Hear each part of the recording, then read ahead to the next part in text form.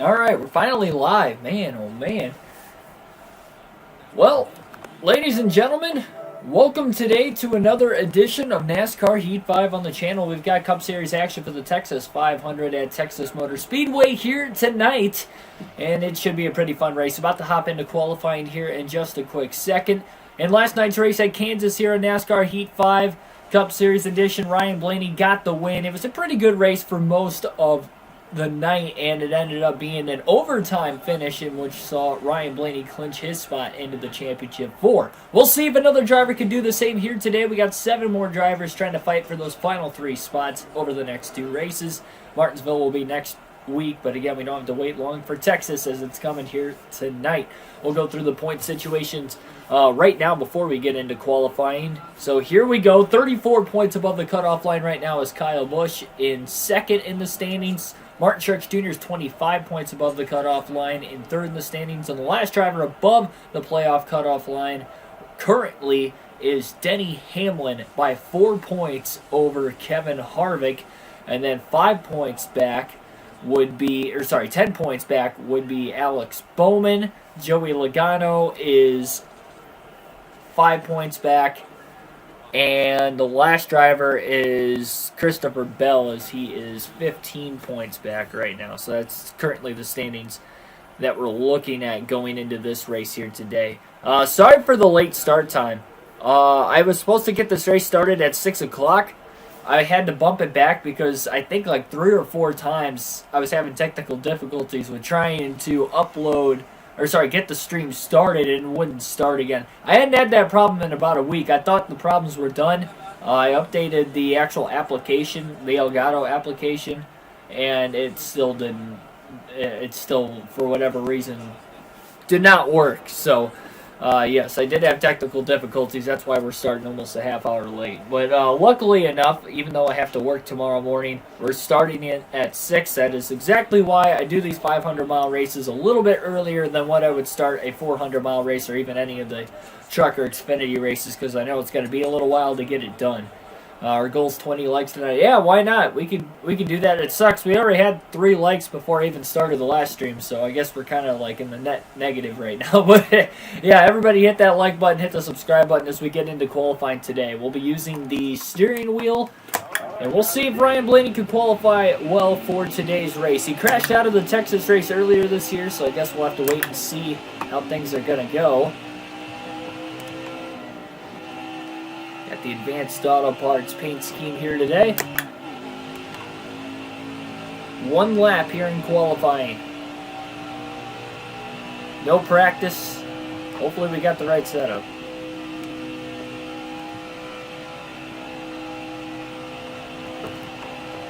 It's a little loose off turn 4. Pretty sure if I remember right, that was similar to how we wrecked the first time we were here. Just got way too loose off of turn 4 and I overcorrected it about halfway down the front stretch. Not a bad lap going for Blaney.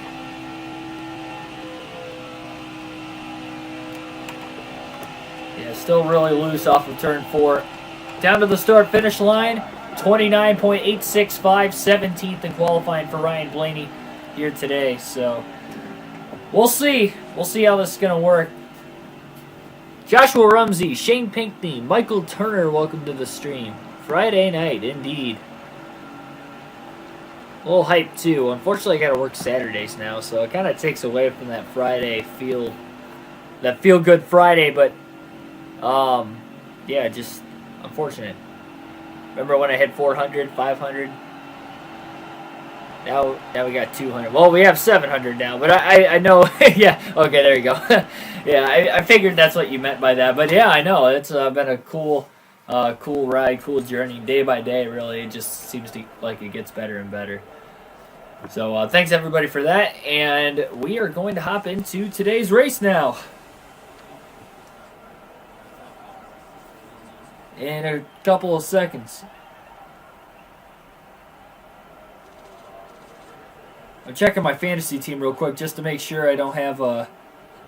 We're doing a playoff draft. I want to make sure it's not my pick right now because these guys aren't going to get a draft pick out of me in the next 2.5 to 3 hours. So that's something I should have done before the start of the stream, but at the same time, too, I did check it originally, but now we're starting like a half hour later than what I originally was going to do. I was working on trying to get the stream started for a while. All right, I think we're good to go. All right, so it is not my pick right now. Looks like we're starting 16th. We got one driver starting at the rear of the field. We'll see who that is and who is on the front row for today's race. BJ McLeod will be starting on the pole. Maybe a shot for him to get his first win of the season. Ty Dillon and Ryan Priest will be starting at the rear of the field. BJ's been so close so many times this year to trying to get that win. Will he be able to do it here today? Green flag is going to be in the air. We're underway at Texas Motor Speedway on NASCAR Heat 5. I did not tighten the car up at all, and I'm just now realizing that is a bad decision. We were really loose in qualifying. And I ran no practice. 105 laps here in stage 1. All 3 stages are really similar in length. Look at the jockey for position, 3 wide, up inside the top 10. Hamlin's going to try to push Blaney off of turn 4. Not a good spot to do it. That bounced Blaney into the outside wall just a little bit. That was a dangerous spot for Hamlin to hit him. They keep it going.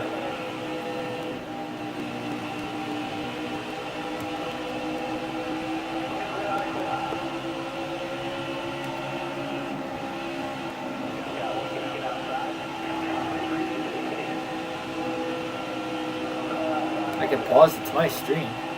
Did I miss something there? Almirola, by the way, almost got into the wall off of turn 4. He was 3 wide and tight. Look how packed together everybody is right now. Martin Truex Jr. has led the opening couple laps of the race. He's trying to get away from BJ McLeod.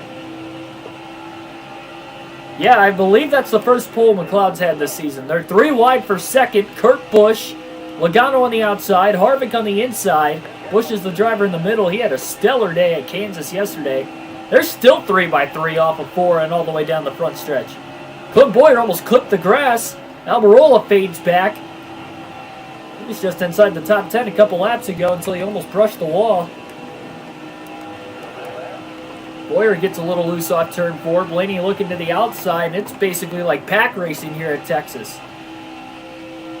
Keselowski slides up the lane. Bowyer to the inside. 3 wide now in front of Blaney. Almirola still on the top. Oh, Almirola made a little contact with Bowman. He fades back into the pack. They're 4 wide into turn 1. Bowyer cuts down into Blaney. Chops his nose off. Now they're 5 wide. 5 wide at Texas. Through turns 1 and 2, they're still 4 wide down the back. And now it kind of files down to 3 wide as they roll into turns 3 and 4. Heck of a start. Bowyer just hit Blaney right in the center of the corner. Blaney hangs on to it. Chase Elliott just about clipped the grass there. He gets out of the gas, and he held up Blaney. A little contact there. Blaney couldn't get out of the gas in time. Bowyer to the inside again. 3 wide. Blaney's loose still. Contact with Byron. And somehow we're staying green. What a pass by Bowyer just to give it back up in 3 and 4. Now McLeod's kind of holding everybody up. Boy, he is dropping like a rock after qualifying on the pole. Blaney loose. Elliott straightens him out with his front bumper. Big shot to the back of the 12. He sings on by the 48 and the 78. Now he's to the inside of Hamlin for 6th. He washes up the track. Elliott to the inside, 3 wide. These guys are going at it early on here at Texas today. Blaney is fighting a very, very badly loose race car right now, too. And it doesn't help. He keeps getting pushes from behind off the exit of the corner while he's loose. Keselowski gave him a shot. Blaney back to the inside of Elliott again. And he'll clear him. Keselowski coming with a big run on the bottom. Elliott just shot Blaney out of the way. Blaney barely keeps it off the wall off of turn 2.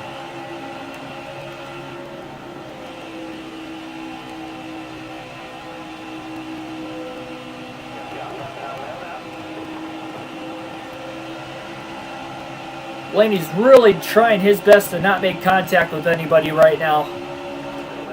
It is so hard with how loose this race car is.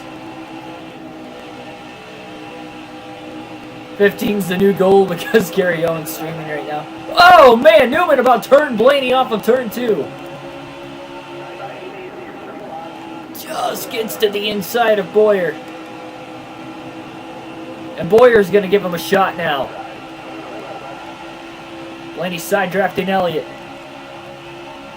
Crazy start to this Texas race today. I think we can still get to 20. We're already at 4. We just started the race. We got a long ways to go as long as we don't crash out of it. Elliott with another push down the back straightaway. To the back of Blaney. Blaney's on the outside in 3 and 4 now. Boyer to the inside. He clears Blaney. Now Newman will clear him as well. I think Newman actually did clip the grass that time. Looked like there was a little bit of dirt that kicked up.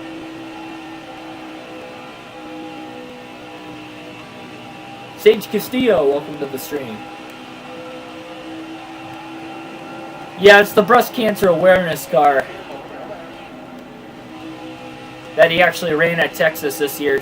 That's one thing I've noticed with the game and the different paint schemes these drivers have. It actually runs the same paint scheme they raced in that very race. Even if it is, like, you know, their primary scheme and you see them alternate, like, they'll run specific paint schemes for races they actually did run those paint schemes in. So I think that's kind of cool. I don't think anybody else has picked up on that, not that I've seen.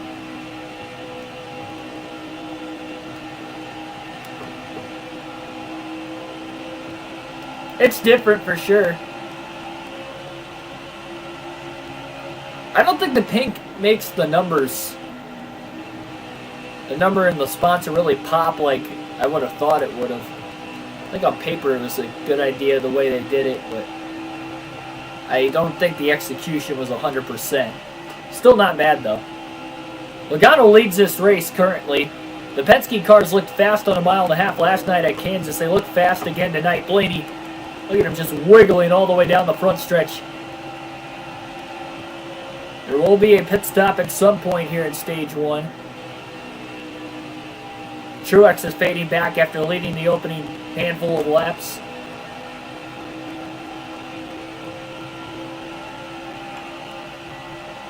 Now they're 2 by 2.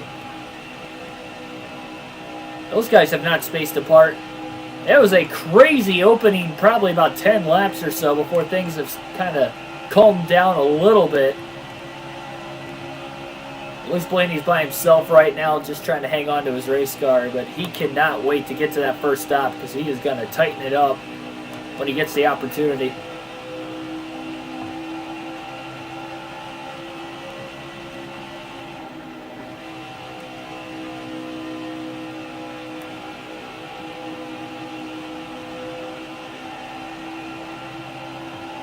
There is a car up in smoke that just hit pit road that time by. We stay green.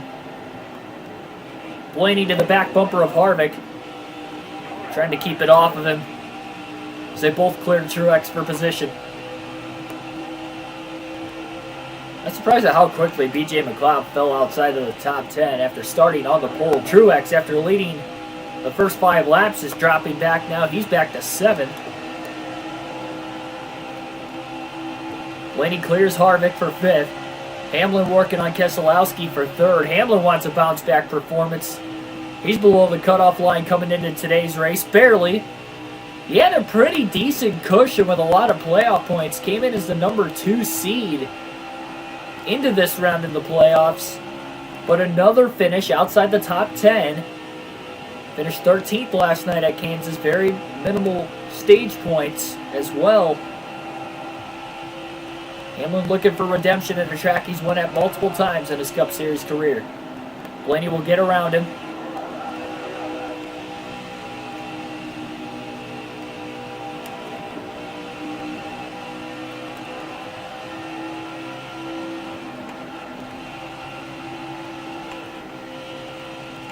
Blaney to the outside of Keselowski. Didn't work. Maybe he can get to his inside. He will, going off into turn 1. And Blaney gets around his teammate for third.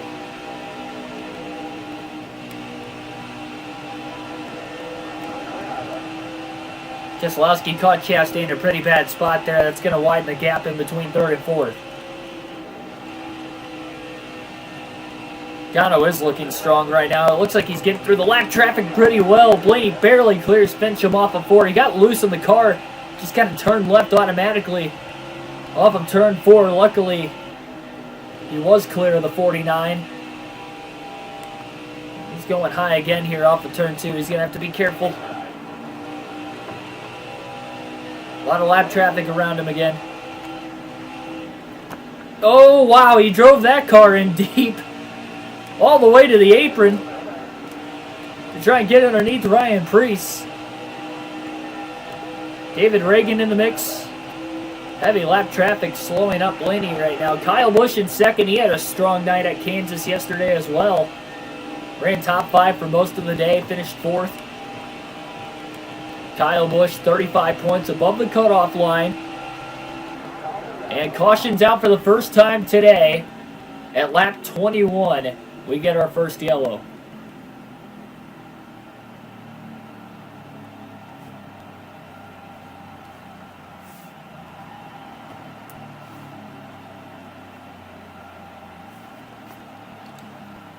So first caution of the day, lap 21 here today at Texas, almost like Kansas again.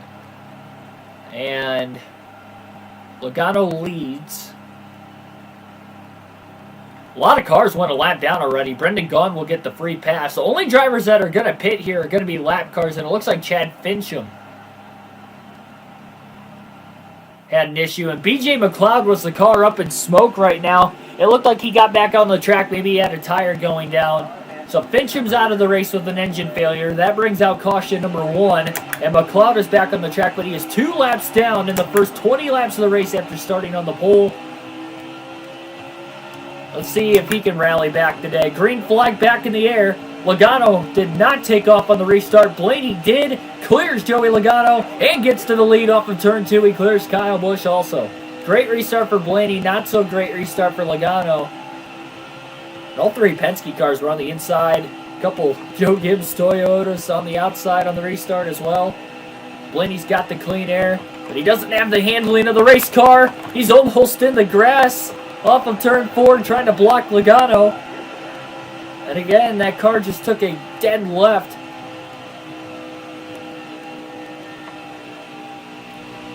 Blaney's just trying to hang on to it.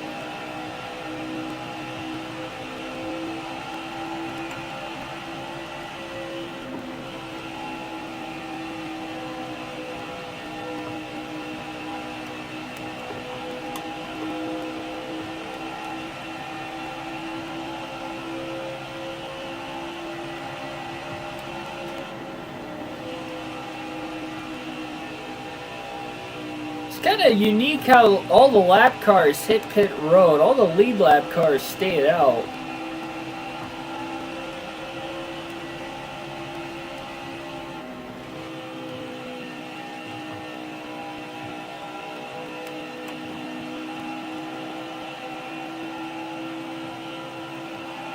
Top 4, all drivers in the round of 8. Something we didn't see a lot of in the top 5 last night. A lot of drivers in the playoffs finished in the top 10, 5 of the 8 at least. With the worst of those drivers being Christopher Bell, who finished 19th. 7 of them finished in the top 15. Bell was the only one that didn't. Blaney obviously got the win, so at least somebody was able to clinch. But Kyle Busch and Blaney were the only drivers in the top 5 for most of the night, though, that were in the round of 8 that had a shot to make it to the championship 4. But here tonight, early on, Keselowski's the only non-round of 8 driver in the top 5.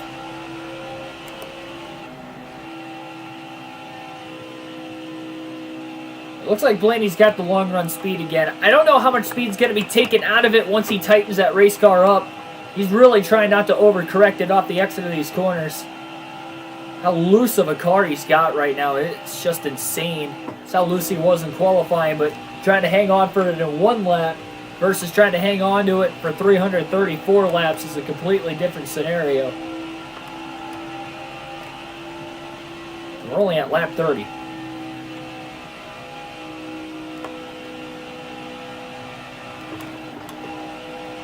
I think Blaney's just going to start lifting off of turn 4. That's not the ideal thing to do. It's going to be really slow speed down the front stretch because of it, but it's better than wrecking the race car.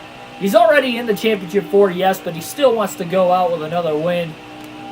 He's still 1 win away from 15, so that'd be a pretty cool mile marker on the season.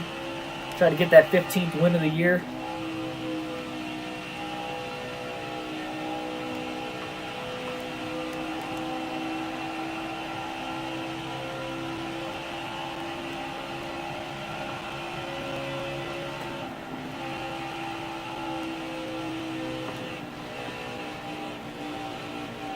Wow. Car just kept washing up the racetrack and just never stopped. Joshua White, welcome to the stream. Try to exit higher off of 4.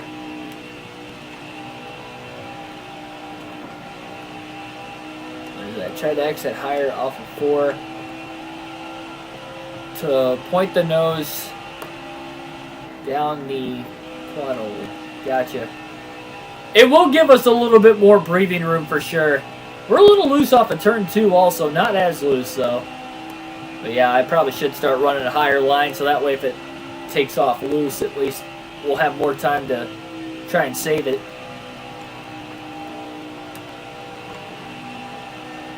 It won't work on the short run when everybody's packed together, but it'll work on the long run when we're spaced apart like we are right now, and it seems to be working. Ethan, welcome to the stream. Force the remaining 7 drivers for tempers flaring. That is true. Again, Martinsville's that cutoff race here in the round of 8. I'm trying to go full throttle through 3 and 4, see what that does. That kind of worked too, honestly. When he was able to hold full throttle. Tells you how loose the car is. Almost turns for him. Finally, sane president, welcome to the stream. On the treadmill right now. Nice, man. I'm not much of a runner, but I probably should start doing more. I need to really get back to the gym. I haven't been to the gym since COVID, and it's showing. I was toned, and then now I'm not. That's just plain and simple.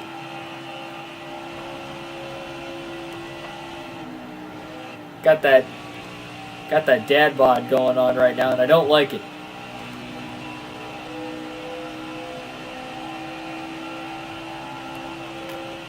And I'm not a dad either, so that doesn't justify why I should have one.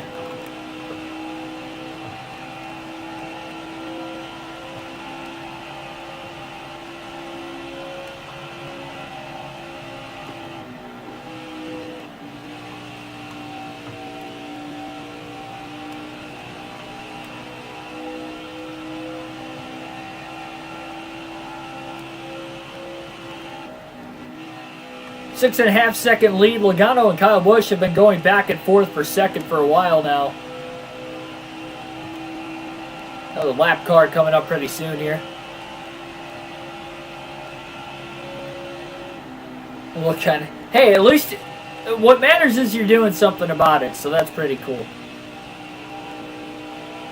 I need to start doing something about myself before it gets out of hand. I've just been kind of like really aggressively thinking about it in my mind the last like day or two. Like I really like I'm not, obviously you guys see me every day on the camera. Like I'm not overweight, but it's that I'm not used to this kind of a look, and I've really been like looking at myself like closer in the mirror the last couple days. I'm like, I really should do something about this before it gets out of hand, because it'll be a little bit easier to kind of like stop the bleeding versus before I actually bleed out, if that makes sense. Not physically, but I'm talking about the mentality, obviously, of trying to get in the right mindset.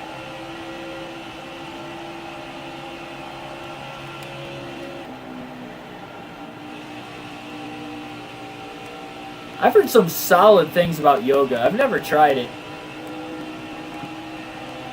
I've never I've always taken care of my body though. Like I don't have like any, like I've broken a couple bones before, but I don't really have arthritis. Obviously that'll probably grow with age, like in those areas. But like even areas I've never injured before, like my knees, my back, like I feel fine. I'm well, not really tall, but I'm taller, so you would think I'm more prone to like back and knee problems, but I mean right now like I've taken good care of myself. Never had issues with either one of those. So I need to stay ahead of the curve there and not like let it spiral out of control here in about 10-15 years. I look at my dad, and he's got like terrible back and knee problems, but he also doesn't really do anything to exercise outside of like work, and that's just not good enough for him.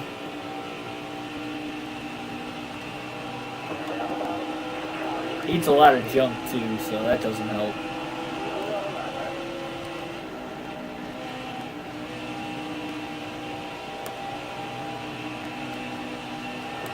Just reminded you to lose weight. I'd imagine it can't be easy. I've always had the problem with trying to gain weight, because I've always been generally skinnier.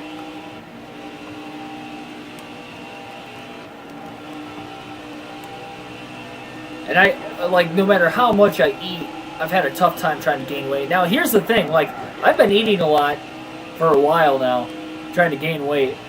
And I've been eating a lot, it's catching up with me, but not in a good way. And that's what I mean. Granted, I haven't been working out either, where if I was working out again, I'd probably be at that point where now I'd really start to see results. But I'm not. It's just going straight to my gut.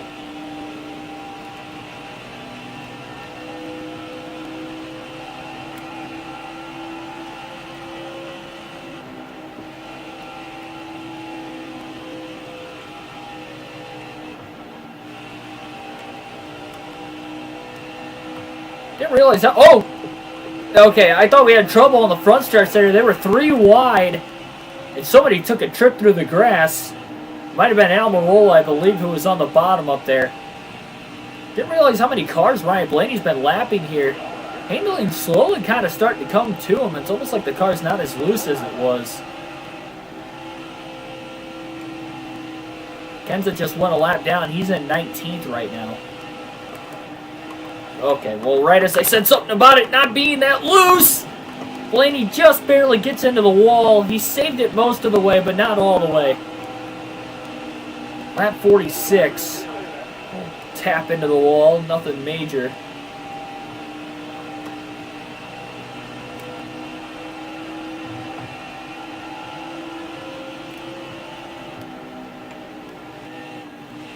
I'll tell you what, it definitely, like, even if you're generally, like, not caring what other people think, necessarily, because I've always kind of been that way, it still is, you know, the healthier option. And it makes you feel better in that kind of way. Like, generally, like, you're not as tired when you wake up in the morning. I'm sure most people get that way. If you lack like one night of sleep, it doesn't hurt as much. I drink a lot of water too, so that alone, like I don't like drink coffee in the morning to wake up. Like I literally just chug a 64 ounce of water. That's the first thing I do every morning is go down. Well, after I go to the bathroom, I go to the bathroom, go downstairs if I have to go to work, because generally I take my showers the night before. If it's a work night. If it's a morning where I'm not working, then I'll just get in the shower right away in the morning. But, so either or, but even before I would get in the shower, I'd drink water. It not only keeps you hydrated, but it gets you in that mindset to drink water.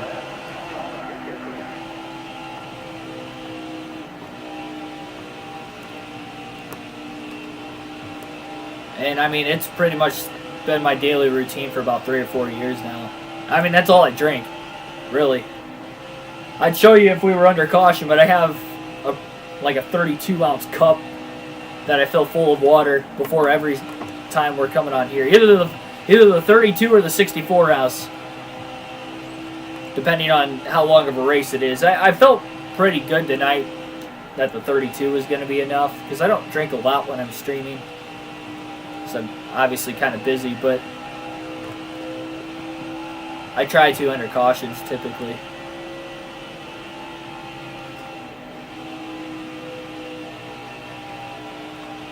Ryan Blaney's right front tire starting to get chewed up quite a bit. Even, oh man, Almirola again just took a quick trip through the grass down the front stretch.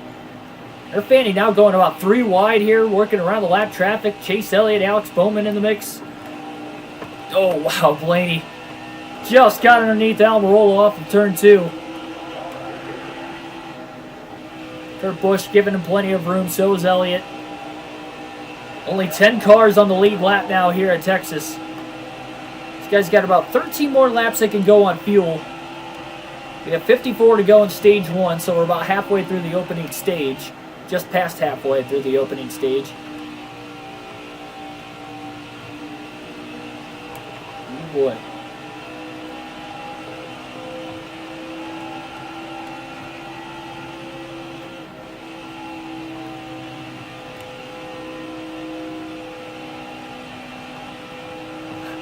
I'm not sponsored by Miller Lite. I think you're thinking of Keselowski.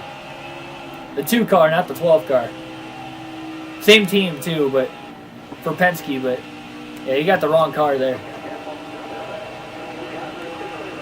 No, Terry Labonte's got it right. We got Cheez-Its, Frosted Flakes, eat your breakfast in the morning, and milk. Drink your milk.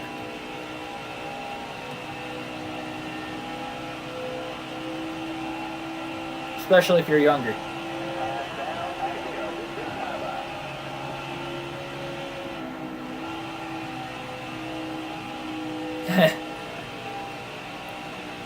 There are a lot of beer sponsors in NASCAR.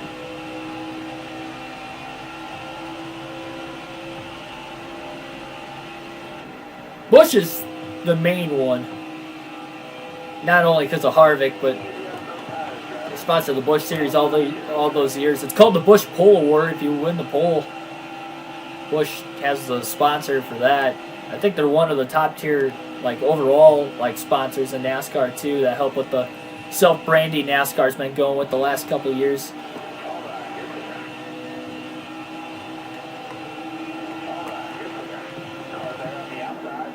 Blaney's still working through the lap traffic. Harvick going a lap down. McLeod's still, I believe, 2 laps down, maybe 3. Blaney locks it down and saves it off of turn 4. Harvick going to get back on the lead lap for the moment. But that is the least of Blaney's worries right now. He's so close to the end of the run. Just 8 more laps. The right front and the right rear really, really worn out. Both below 20%. Jackson Thomas, welcome to the stream. Yeah, I've never drinking any sort of alcohol. Ever. I don't plan on it either. It's just my, like, routine, I guess. I wouldn't say routine, but can't really think of a right word to say for it. I guess that's just how I roll, in a sense.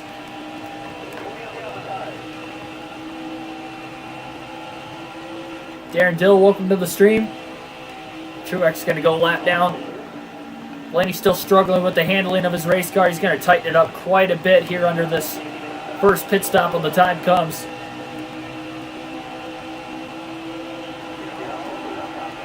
Blaney is dominating the race right now. We're about to see pit stops for the first time today. We'll see if that will continue.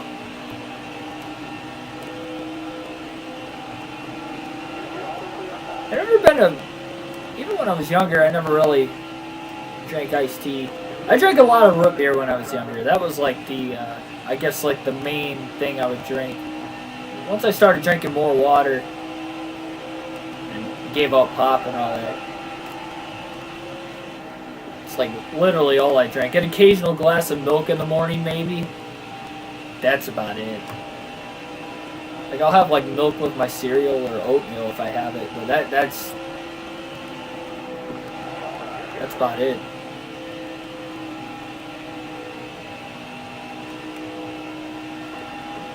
Somebody else just took a trip through the grass. We've had about 4 or 5 cars that have clipped the grass off of turn 4. Blaney's somehow not done it yet, despite how loose of a car he's got off of turn 4. And a couple laps ago, you saw the most extreme moment of it, where he actually had to lock it down on the brakes to keep the car from going around. Boyer's held up in traffic. Blaney could go a little bit further. It looks like splitting the middle 3 wide. Is he going to clear Busher? Yes, he does. And the car didn't get that loose that time, so definitely helped him clear Busher perfectly off of turn 4.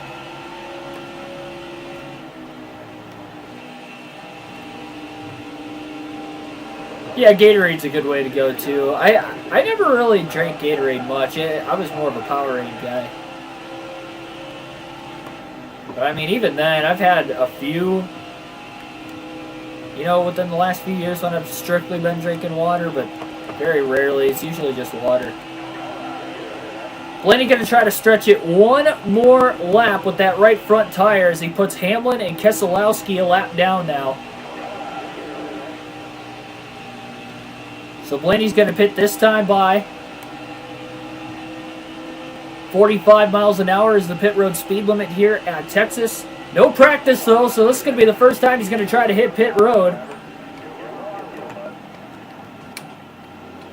And as he nurses it onto pit road, perfect job done. He probably could have actually taken it in a little bit faster, but eased his way on. First stop of the night for Ryan Blaney. It'll be a 4-tire stop, full tank of fuel, and 1 round of wedge is going to be going in the race car to try and tighten that car up. That is the only adjustment during this opening stop.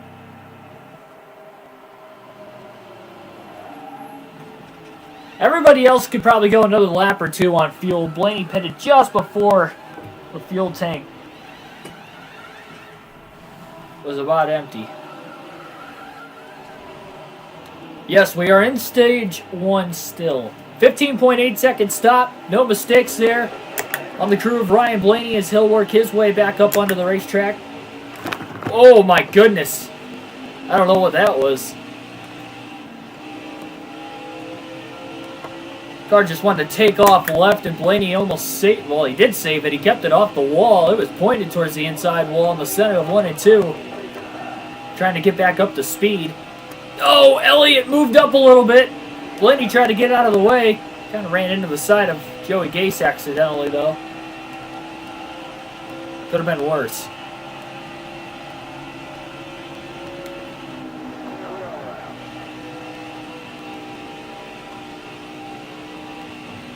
If you take wedge out of the car, it will loosen it up. If you put wedge into the car, it's supposed to tighten it. You just kind of have to adjust it. It's a chassis adjustment at that point. Blaney back into the lead that time by. Keselowski was able to lead for about 2 laps. Blaney short pitting might gain a little bit of time that way as well.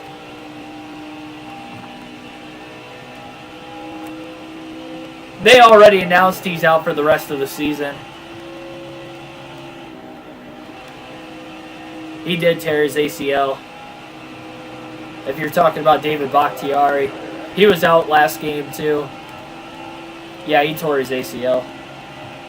Unless he went and got a second opinion on it and they said otherwise. I don't remember seeing that. Oh, Cole Custer's out of gas. Custer stayed out a little too long. He's out of gas in 1 and 2. Very slow. Blaney drives right around him on the outside.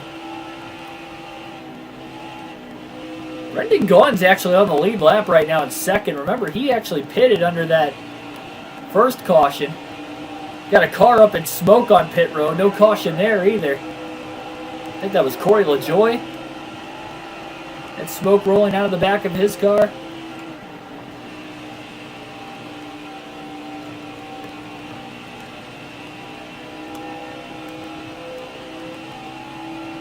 Yeah, one of my best friends in high school, he tore his ACL. He was a wrestler in practice his senior year.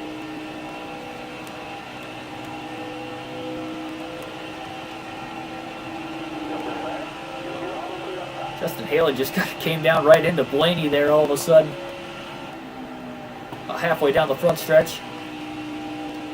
4 cars on the lead lap right now. Logano's just gotten back around Brendan Gaughan for second. Kyle Busch going to try to do the same. He's about a second behind Logano.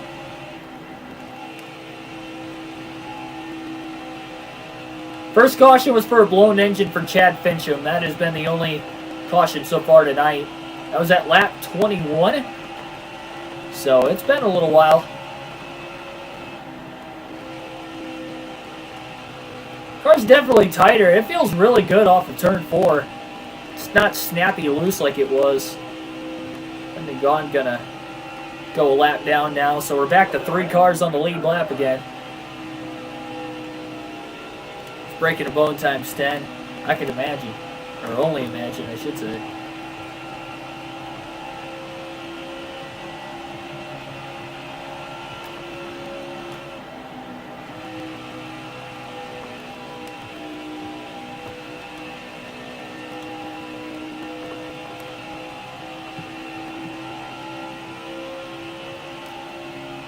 Yeah, my friend tore his ACL and MCL, and then he actually dislocated his knee when it popped.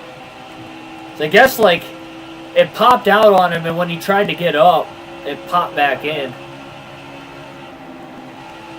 I don't know if it popped in correctly or not. It probably didn't.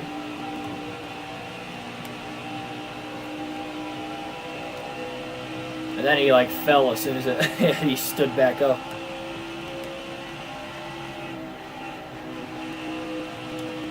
Yeah, this would have been about 3 years ago. It was my senior year of high school, so about 3 years ago.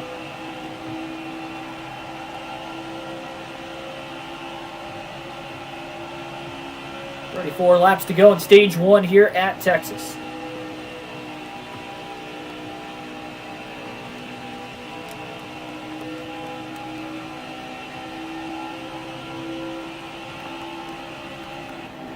His coach was a real douche about it, though. Because we had this weightlifting class last period of the day, and he was out for the rest of the season from wrestling, so like he would be off and on going to practice, but he would go to all the meets still. And his coach was kind of calling him out for it. He's like, by the end of the year, he was thinking he was faking it because he was lifting in the gym, but he was only doing upper body.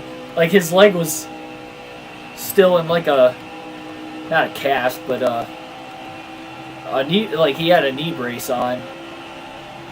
Like a permanent brace for the however many months he was on crutches. And his coach was like I remember his coach one day literally going out there, and me and another buddy of mine, like, we were like, no, he's not faking it. Like, how in the hell is he faking this? He's got the scar marks from the surgery and everything, and he was just like, it wasn't that I understand what his coach was saying, but it just wasn't right. And to say it to his face, too. I felt bad for him. He was like, just kind of chastising him in a room full of dudes in the gym. Like, it's like, oh, if you can do this, then you can get back to practice. It's like, no, I can't. He's like, I can only do upper body. It's like my leg is demolished. He used to say that a lot. But, yeah, it was... Oh, that dude was a jerk. I can't believe he still has a job, like, after... Honestly, like, after... Like, why... Like, after saying that to a kid... Like, I'm surprised.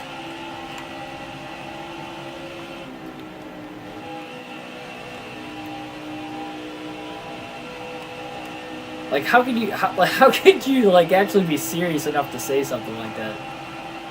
Like, he wasn't joking around either. Like, it was so stern. Because, like, me and my friend Moses, we had to back him up. Like, no, he actually tore his knee up. Even some of the wrestlers were like, that were on the team, like, could even describe it. Because, like, like you could just hear the large pop from like across because they were out in what we call the athletic building. It was right next to the gym. That's where the practice was, and you could hear it all the way throughout the building, like in that main room, just like a loud pop, like when it happened, and just him going, just yelling, like, yeah, okay, he faked it, yeah. Like, what is this guy thinking? One, if you're watching the stream right now, which you probably aren't, but if you are, we were sticking up for you, man.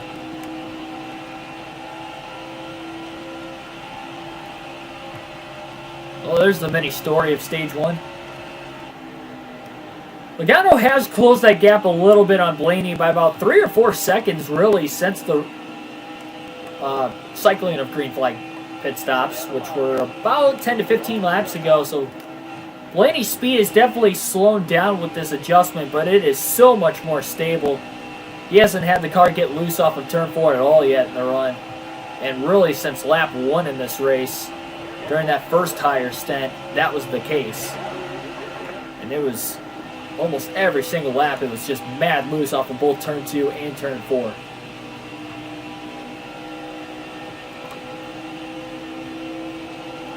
I did not play FIFA 21. I've never really been a big soccer fan. Like, I would always kind of watch the World Cup when it came around, but that was about it. I guess they put it in the Olympics a couple years ago, so I watched it a little bit there. One of my other friends, he follows it. Not as much as he used to, but he still like kind of keeps up with it. As far as like international play goes, usually he'll try to watch any of that.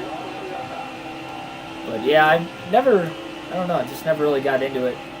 One of the few sports I never really paid too close of attention to. Like I said, I'll watch like the big tournament matchups, but that's about it. And even then, it's like if I catch it on, I'll watch it. I don't like actually seek it out to watch it. Playing on the Nintendo Switch, though. By the way, welcome to the stream, Think Brothers.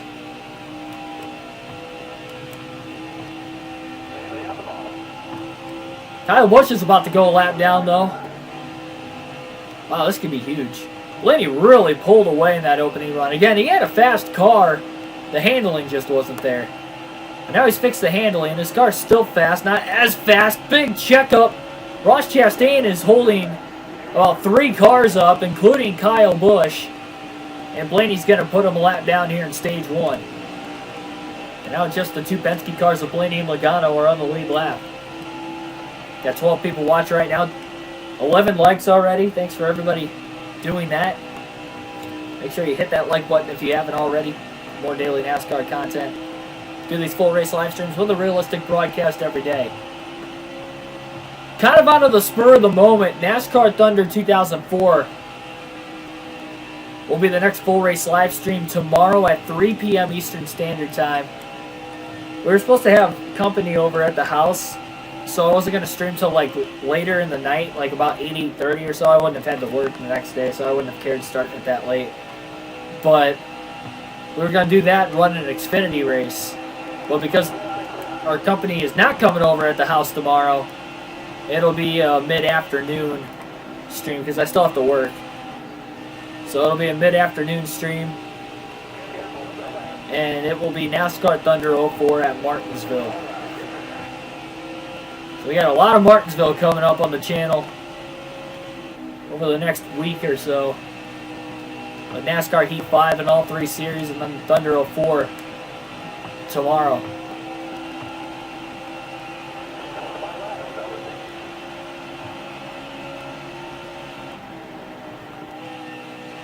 Favorite soccer player? I don't really have like a favorite. Like, I know the bigger names, but really that's about it. Like, I don't know much of a backstory outside of like what country they play for internationally. I know Ronaldo switched teams, didn't he? Or maybe it was Messi. One of the 2 switched teams in the Premier League, but I couldn't tell you which one did. I think it was Ronaldo. I could be wrong, though.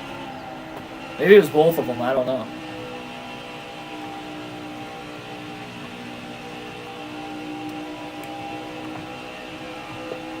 Yes, I will race Nazareth in NASCAR 05.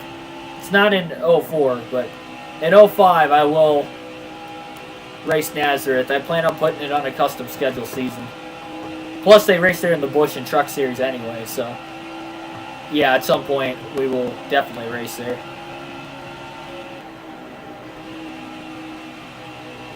BZ Velo, welcome to the stream.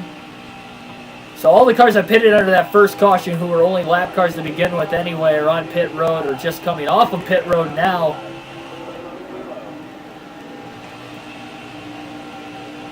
John Hunter Nemechek taking a left.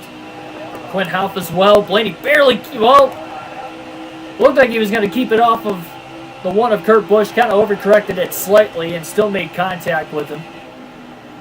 Longest green flag run by far of the two up to this point today.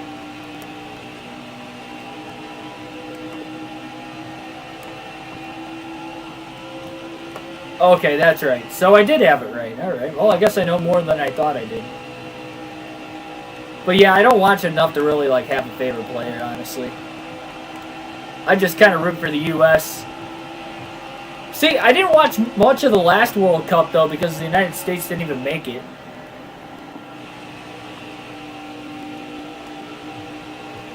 They're supposed to host the World Cup in the U.S., I think. What is it, 2022 or is it 2026 when they're supposed to host it? And honestly, Columbus has an MLS team. I've been by the stadium a couple times going to different races. Because it's not quite in Columbus. It's like just outside of Columbus. But anyway, they have a stadium there, so I kind of wonder if they might like play a game or two there. I know tickets would be outrageous, but that'd be like a once-in-a-lifetime kind of situation there, so who knows? That'd be pretty cool. Caution's out for the second time today, late in stage number 1. We only got about 15 or so laps left, I believe. No, we might have a little bit more left.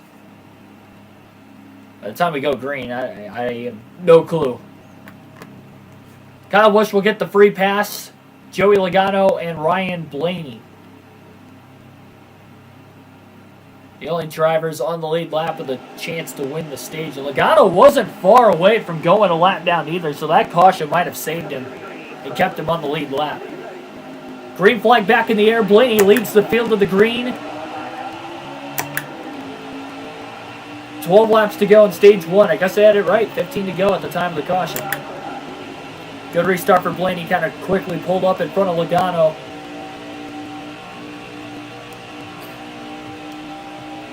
There are 3 cars out of the race right now, by the way.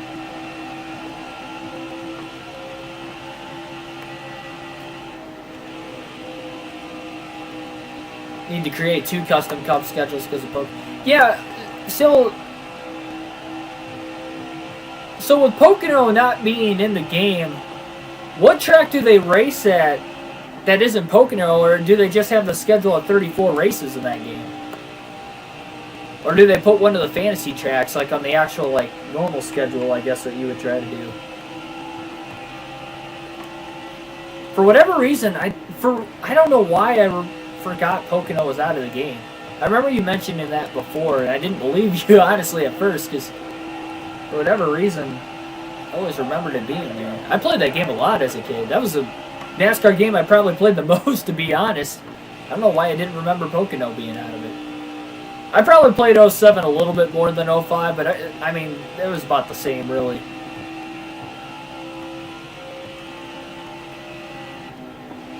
Do I have merch? No, I don't. I don't have merch, currently at least. I have, like, plans and ideas of, you know, possible shirts I could drop before the start of the NASCAR season, but I have no clue if that's 100% or not. That was just kind of an idea that I pitched a while ago. I'd like to. I mean, if enough people are interested in buying it, I would honestly do it.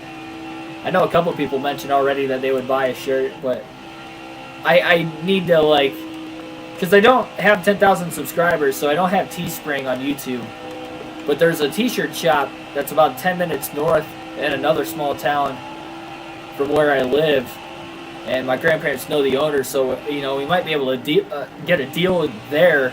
But I would have to, like, mass produce it Like, I would have to, like, say, hey, I need, like, you know, however many, like 50 t. Like, I'd probably have to get a huge bundle to actually get a custom-made t-shirt like that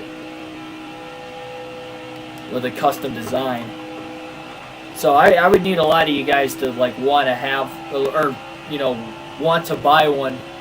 And then, obviously, it would probably have to be a situation where I would have the design ready. You guys would know what the design would look like, and you'd probably have to buy the shirt first before I actually get it made. So if you buy the shirt and that's the case, then it would probably be 2 or 3 weeks before you guys get it. I'd have to imagine. Because I'd probably have to have a specific number of shirts that I would have to get made, again, because I'd have to go strictly through that guy.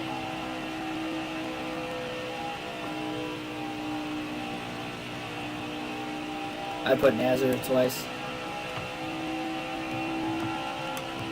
I'll probably put, like, Nazareth once and Milwaukee once. Honestly. I mean, why not? Pocono had 2 races, so might as well add 2 former racetracks instead of 1.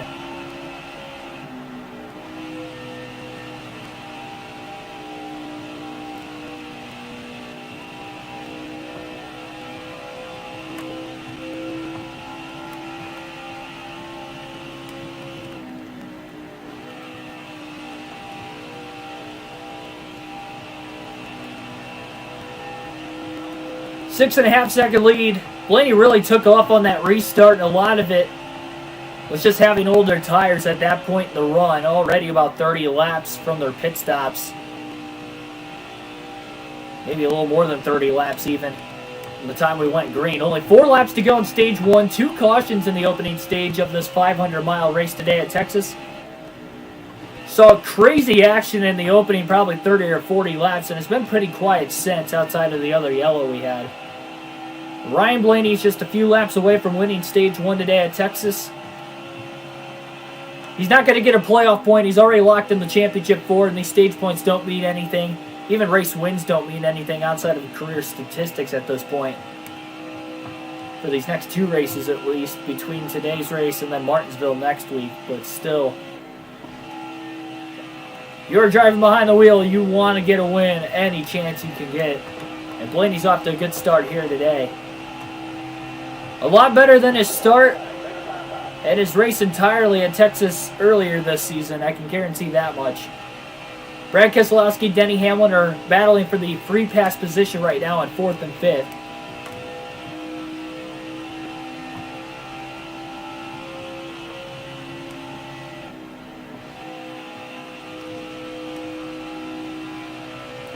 And Ryan Blaney got to win stage number 1.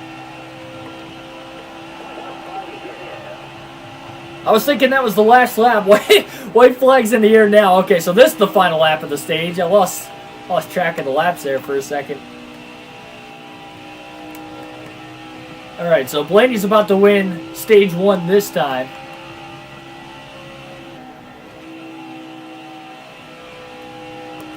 Kyle Button, welcome to the stream.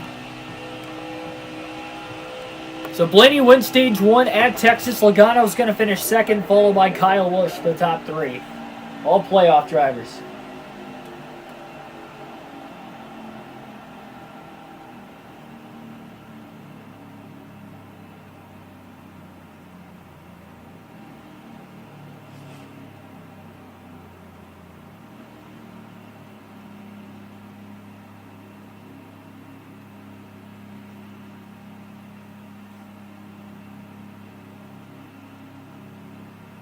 I got you, Fink Brothers.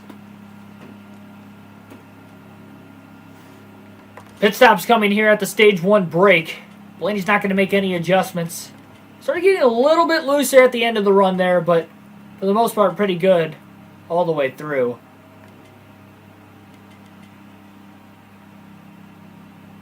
So indeed, 4 tires, full tank of fuel coming.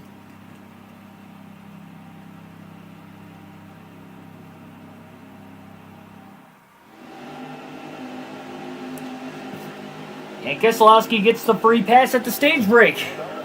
I'd have to imagine we're going to see a crazy restart like we did at the very start of the race. I'm not sure if we're going to see 4 and 5 wide like we saw earlier, but we'll see how this is going to go. Green flag back in the air, stage 2 underway. Another great restart for Blaney, at least getting through the shifts. Kyle Busch to the inside of Logano.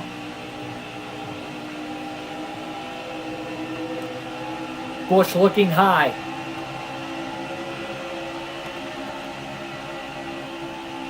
Blaney going to go full throttle through turns 3 and 4. Stuck it beautifully. They're still getting up to speed, though. He got a little loose off of turn 4 trying to go full throttle. But he hangs on to the lead for the moment. Ryan Newman, a lap car, trying to get back on the lead. Lap is on the inside lane now. Logano's trying to go up the middle. 3 wide. Eric Jones is there to the inside. Kyle Busch coming on the outside. Big block by Blaney to hold on to the lead. Kind of flatlined into 3 now.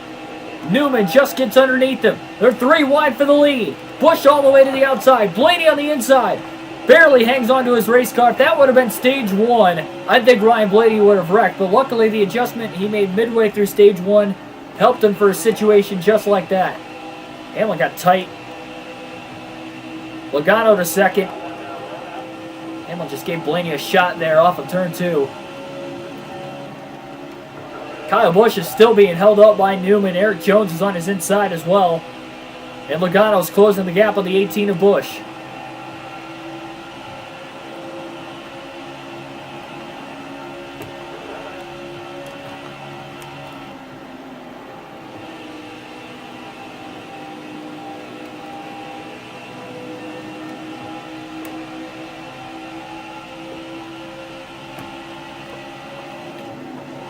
Thanks, Darren. Hopefully you can make it back by the finish, but if you don't, I guess you could, check it out whenever. Video won't be going away anytime soon. Up to 13 likes, yep. It's great. Blaney just ran his fastest lap of the race, by the way, that last time. Logano and Kyle Busch are 3 wide for the lead with a lap car in the mix as well. Logano just cleared Busch going into turn 3. Busch has just been struggling on the restart, though, as far as trying to get around Newman and Eric Jones. His teammate Jones not cutting him any slack either. Just that wad of cars is pulling away from Blaney. Blaney's kind of in a league by himself right now, but I think he's all right with that until his car starts to kick in on a little bit longer of a run. Oh, man. Blaney wiggled quite a bit. He undercut the corner in 1 and 2. That washed him all the way up the racetrack. Barely grazed the wall on the exit of the corner.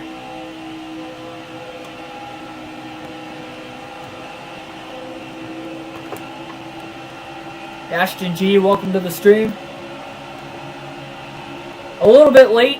Early stage 2 right now in Texas. Blaney won stage 1 pretty soundly. Only 2 cautions, both for engine failures in this race, so you haven't missed much outside of an outstanding initial start to the race where we saw 4 and 5 wide action. Blaney just pulls down to try and clear Harvick. Harvick's going to give him a shot right in the center of the corner. Oh man, that about turned him. A little contact with the one of Elliott to the outside. Elliott bumps into the wall now. Bowman took him 3 wide to the bottom, and Elliott got pinched. Yep, trying to hit 20 likes. That's the goal by the end of the stream. Already up to 15. I think we're more on our way to 20. So thanks for everybody liking. Subscribe as well. More daily NASCAR content. The liking also helps me out a ton.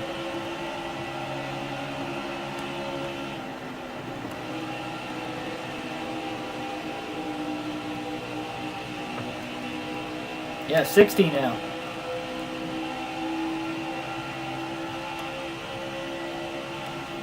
Thanks, Ashton. Logano is not only out in front of the rest of the field as far as the lead lap cars, but including the lap cars as well. So he's got that clean air advantage. It's one of the tougher racetracks to pass on, especially with this package and since the reconfiguration of this track back in 2017 as well. Are they going to get to the inside of Blaney now?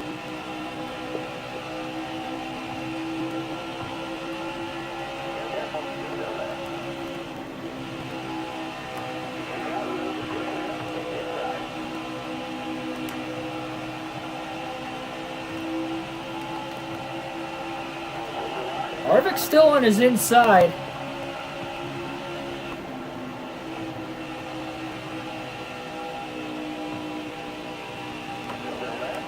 Surprised Blaney held the top as well as he did in 1 and 2 there. Harvick hasn't cleared him yet. Blaney continues to side draft with Harvick. Look at how close they got to one another going into 3. Well, Harvick finally clears him.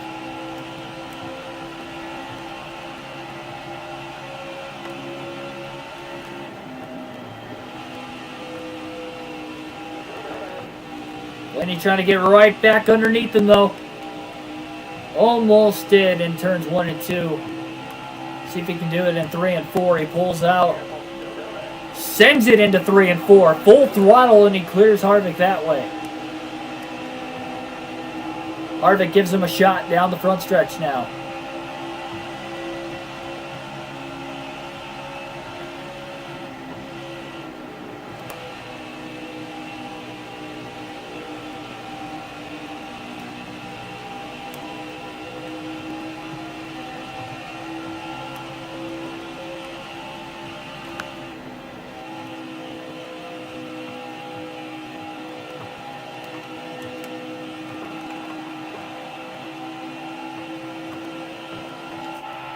Going to alternate to the different camera angles for the first time in the race today now. Again, Logano in the lead. Logano looked really strong up until that first caution of the race came out. That's when Blaney was able to take the lead on the restart following. So we're probably going to see that out of Logano for now while he leads and has a clean air. Kyle Busch is trying to run him down, but I don't think he's got quite as fast of a car as Logano does.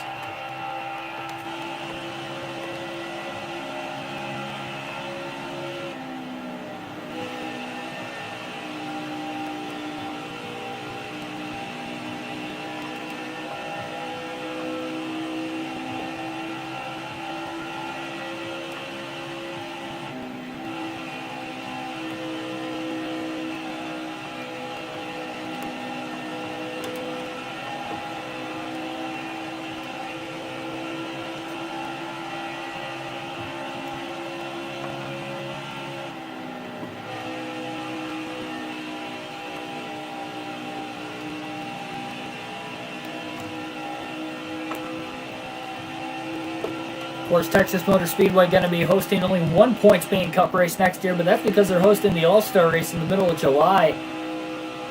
Should be a lot of fun, as the All-Star race usually tends to be. Maybe they'll actually have the All-Star game in the next NASCAR game. I sure hope so. It's long overdue.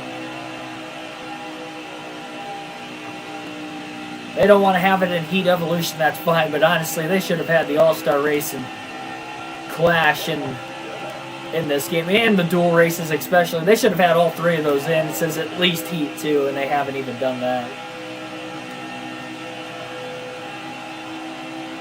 I know they're not points races, but they're still races, exhibition or not, that are on the Cup Series schedule. Another topic for another day.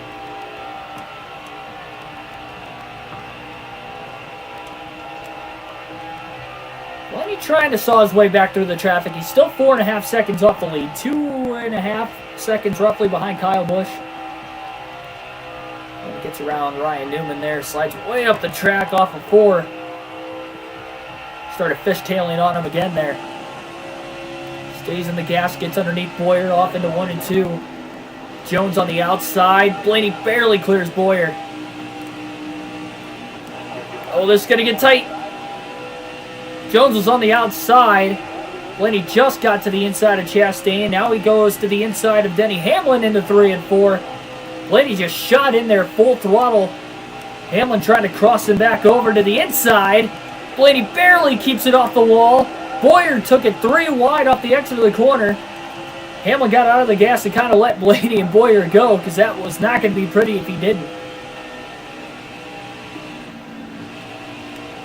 Can't hold the high line that well, 1 and 2. And he had to lift a little late there, 3 wide. Very tight. Joey Gase just pulled down right in front of Boyer. That's going to help Blaney. He went all the way upstairs through 3 and 4 trying to make that move work, and boy did it ever.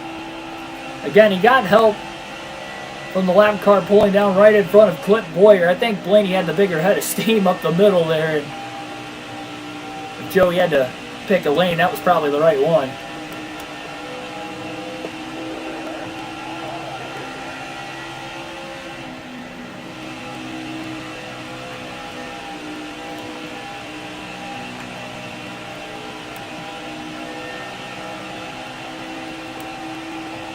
Second weekend of June. Okay, my bad. I think I said July because it was in July this last season. I knew it was a little bit later than what it was usually, because usually it's the weekend before the Coke 600. So it's a little bit later in the season again, but not as late as last year. My bad on that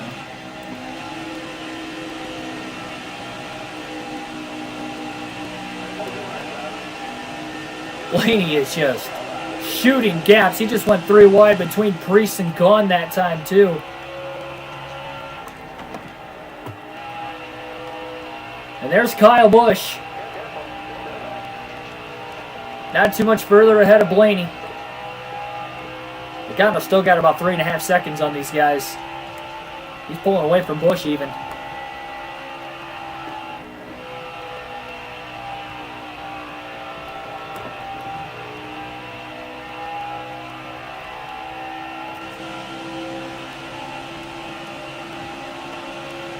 Kyle to the outside in 1 and 2. Blaney to the bottom. I don't know why Kyle went all the way up there. Blaney trying to get to his inside. He's there. Oh, contact! He tried to side draft him down the backstretch. They made a little contact. Now they go into 3. Blaney just sends it in there. He'll clear Kyle Busch. Barely. Kyle's all over the back of him and now looks to the inside. He's going to try to trap Blaney behind Ricky Stenhouse. Blaney just missed Stenhouse to the outside as they split him 3 wide into 1 and 2. And now Busch is on the inside of Blaney down the back straightaway. Good battle for second going on. Blaney clear into 3 on Kyle Busch. Beautifully hooks it. Full throttle. Logano, meanwhile, working with very heavy lap traffic.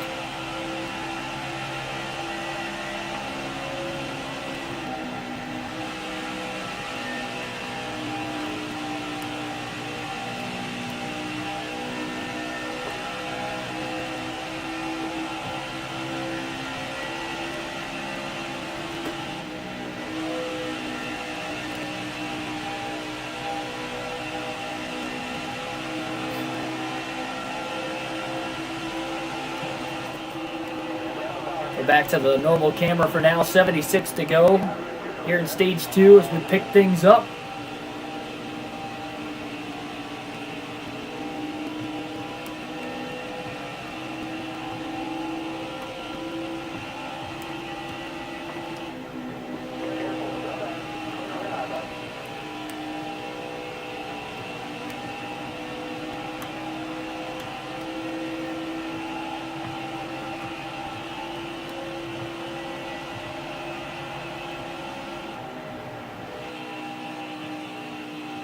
Welcome back, Jackson.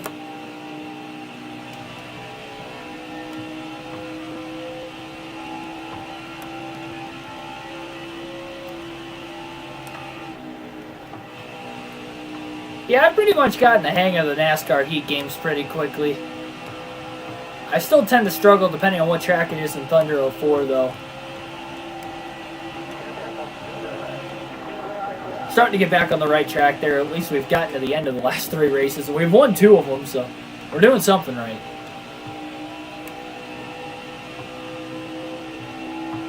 A little sluggish start to the year. Outside of the top 10 of the 500, it took us 4 races to get another top 10. Blaney got really loose off of 4. That looked about how loose he was at the very beginning of the race.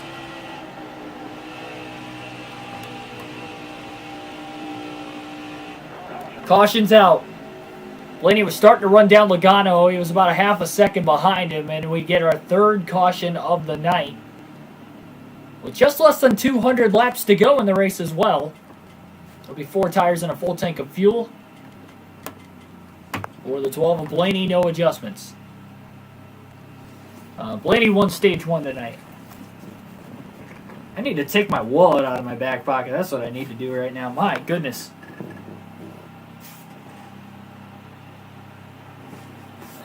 My leg was starting to go numb there for a little bit. Forgot I had that in there. I usually take it out before the stream, but I kind of forgot today. I didn't mean to intentionally hit Kyle. I mean, come on. I tried to side draft him. I accidentally made a little contact with the left rear. Logano wins the race off pit road. He'll restart from the lead. Blaney on the outside. Logano on the inside. Keselowski's back in the mix. I think Kyle Busch is out of the race now. Boyer back on the lead lap. So Kyle Busch's day is going to come to an end. Huge championship implications there for Kyle Busch. I think he blew an engine bringing out a caution. Keselowski to the inside of Logano for the lead. Blaney washed all the way up the track, barely keeps it off the wall. 3 wide to the inside. A little accidental contact with Hamlin. Still side by side out in front between the 2 and the 22. So they hang on to it mid-pack.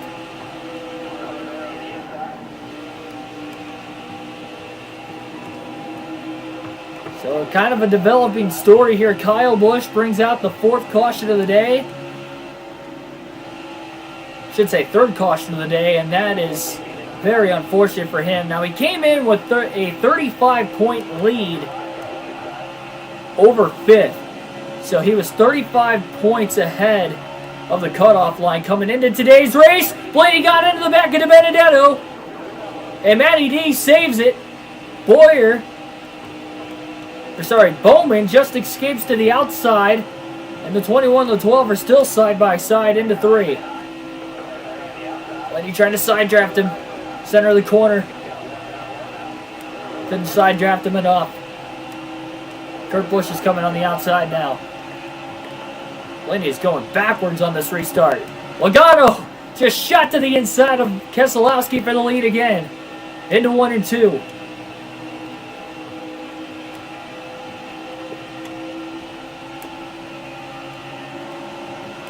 At least Busch had a pretty decent gap, though, over the cutoff line. Obviously, that gap is going to be dwindled down, but if he is below the cutoff line going into Martinsville, he's not going to be far below it. It will definitely hurt his chances of trying to make it to the championship 4, but it doesn't completely kill it. That would have been pretty much any other driver. It would have been a much different circumstance. Truex might be alright, too. And Busch did score a lot of stage points. He scored 8 points in stage 1, so that's going to help as well.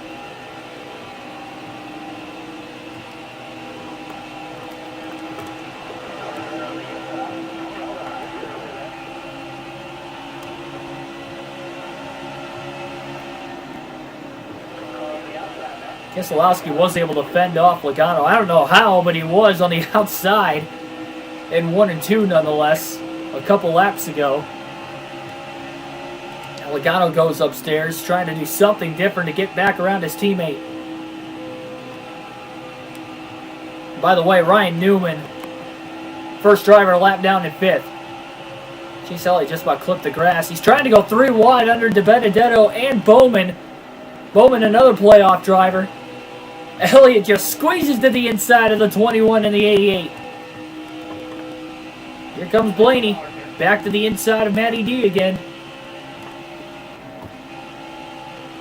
Bowman just outside the top 10.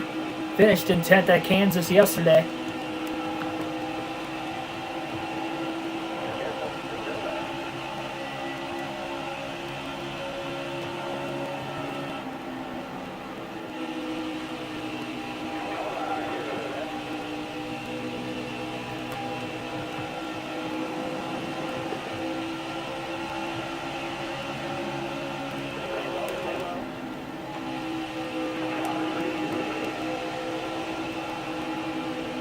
The best thing that could happen for Kyle Busch is if either Blaney or a non-playoff driver wins this race today. Keselowski's looking really good too. Boyer looking good again. Boyer coming off a top 5 at Kansas yesterday. He finished 5th as well. Pretty much everybody that you saw up towards the front yesterday has been running up towards the front today. Busch included, even though he's out. Keselowski, Logano, Blaney all finished top 6. Boyer finished in the top 5, and so did Kyle Busch. Usual suspects here today on another 1.5 miles.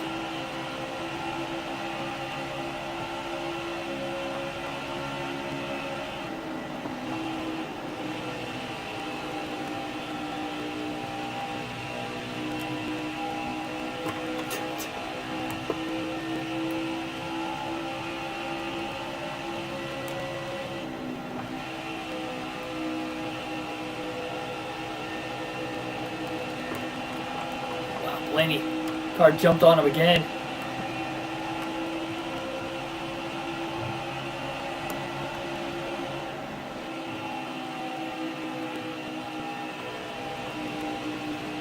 Ten people watching once again here today. Thanks for everybody tuning in. We were up to 13, I think, at one point. Got about half the race still to go. We're midway through stage 2.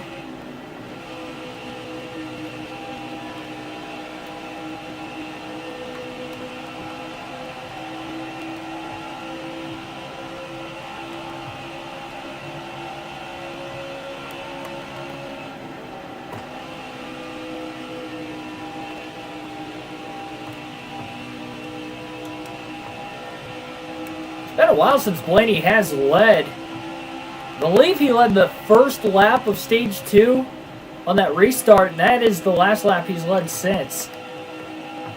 Guess it's been just over 40 laps. Hasn't been too terribly long, but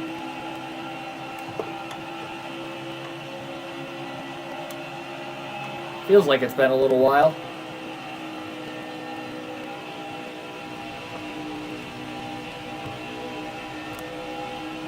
Logano's been right behind Keselowski this entire time still. So you can see they're bumper to bumper on the outside through 3 and 4. So 1, 2, 3 for the Penske cars here today. All Fords rounding out the top 5 with a Stewart-Haas Ford of Boyer 4th. And again, Ryan Newman still rounding out the top 5 for Roush Fenway.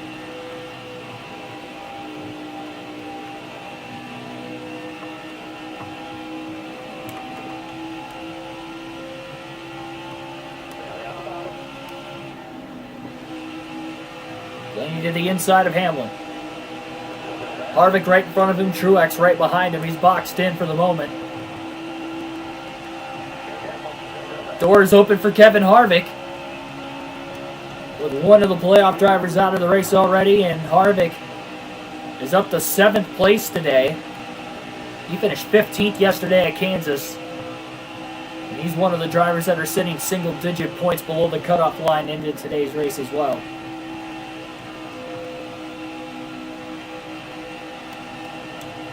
Another car blowing up on the inside of the track. It looked like it might have been Ryan Preece in the 37. I think Preece is just blowing an engine.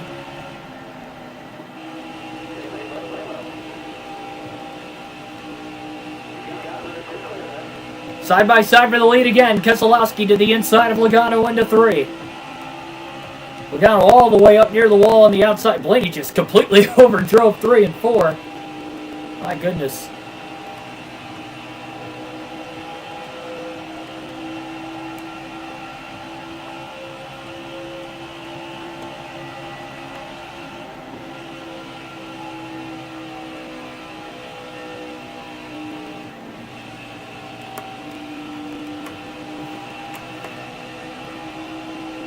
A 2.5 to 3 second lead, roughly.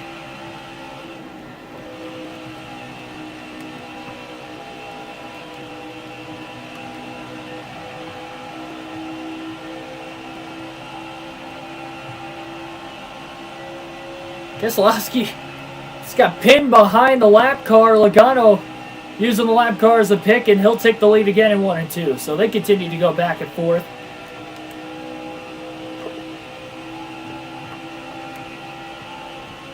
Keselowski's still stuck behind the lap car. He's quickly a second off the lead now. Blaney's reeling both of them in, though, in the lap traffic. Seems like that's been Blaney's strong point here today. whether his car was bad at handling or not.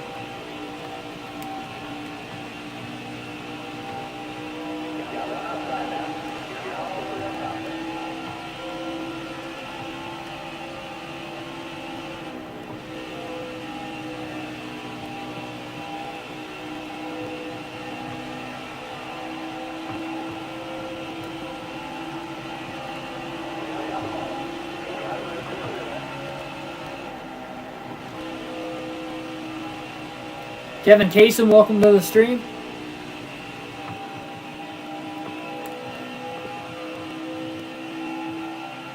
Logano's got heavy lap traffic around him again. He got through the first 3 cars really quickly. Still got 2 more in front of him. Newman's one of the faster lap cars, though. He's going to be tough to pass, as Ryan Newman typically is. He's trying to stay on the lead lap for dear life right now. Logano got caught behind another lap car. Keselowski has to go high in 1 and 2 as well. Blaney up the middle. Got a little tight, trying to keep it off his teammate. Haupt didn't give him a lot of room. Keselowski, though, had to stay behind the 38 car with Blaney to his inside. Blaney's up to second now.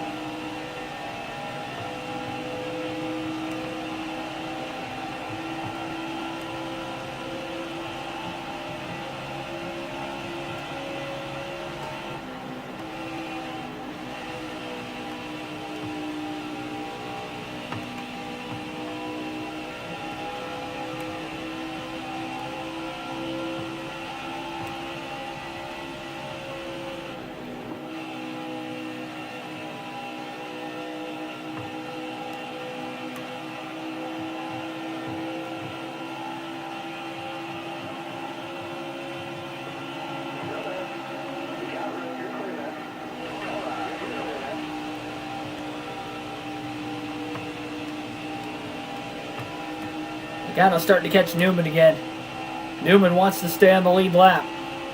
Even Newman had a pretty solid car yesterday. Remember Newman DNF blew an engine midway through yesterday's race when he was running top 5, even led laps at one point.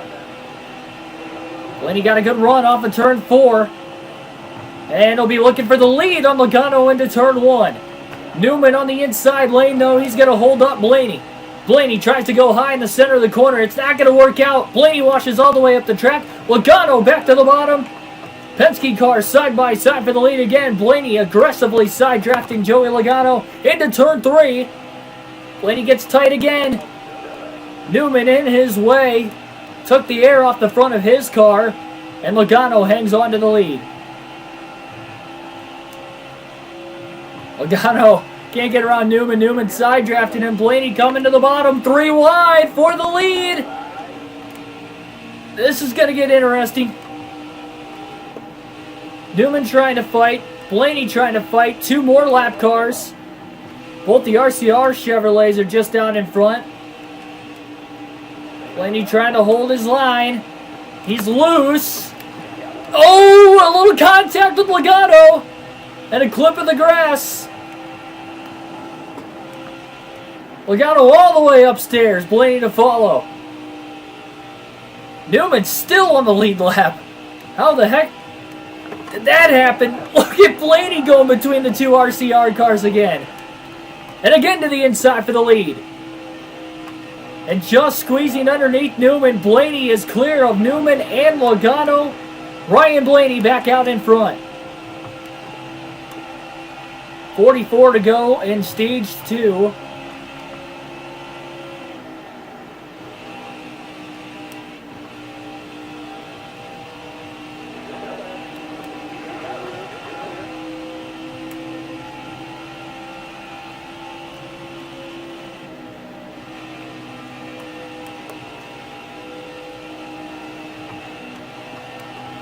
How about Timmy Hill having a good day, by the way? Oh my goodness.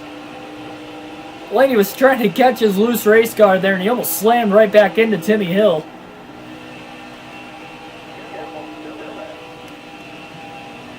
He kept it off of him. It's a couple laps down, but still a good run for Timmy.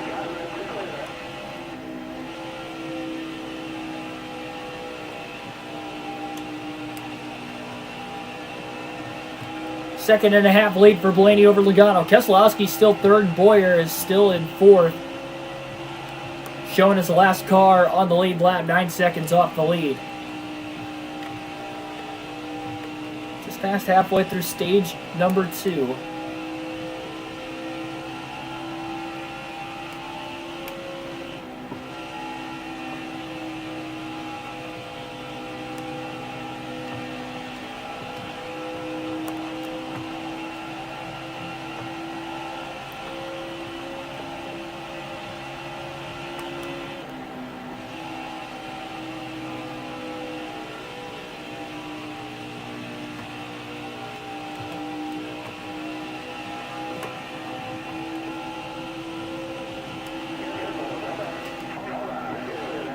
Caution. So a couple laps after Blaney takes the lead away from Joey Logano, caution will fly once again, our 4th of the night. Ryan Newman will get the free pass. Actually, Newman probably didn't bring out the caution. We got a lot of guys that are 2 laps down that will try to get the waiver out, so they'll be 1 lap down again. That including Bowman, Almirola, Kurt Busch. And a couple other drivers who are more than 2 laps down also taking the wave around. No, Newman's going to pit again. Yeah, I was going to say that would have been foolish of him to stay out. He's already getting the free pass. So Newman back on the lead lap. Truex, Harvick, Jones all going to try to fight to get back on the lead lap as well with the free pass, or maybe just a still restart and a quick caution. Green flag is going to be back in the air.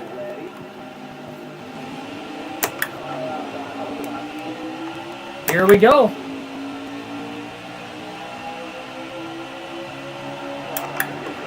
Well, he's been nailing the restarts today. He's not that good on the short run, but he can usually hold on for about a lap or 2. Oh man, Keselowski got a run on him though. Blaney blocks the bottom down the back straightaway.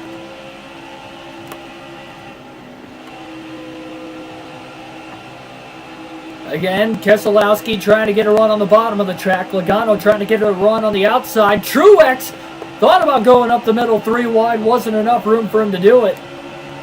Side by side for second between Logano and Keselowski.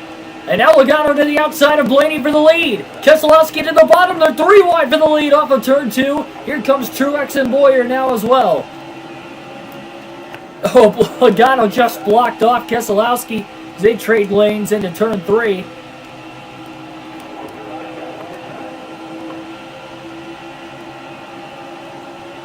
Blaney stuck on the outside. Elliott right there on him. Blaney just clears Elliott going into 1 and 2. Elliott going to give Blaney a push in the center of the corner. 3 wide. Got to be careful. A Joe Gibbs Racing sandwich right now with Jones and Hamlin right around him. Ooh, Hamlin gave Blaney a little tap. Up the track goes Blaney. Elliott gave him a tag, too. Blaney, oh, contact! Byron and Harvick get together off of turn 4. They were 3 wide on Blaney's back bumper and Elliott's corner panel. Andrew Hollenbach, welcome to the stream.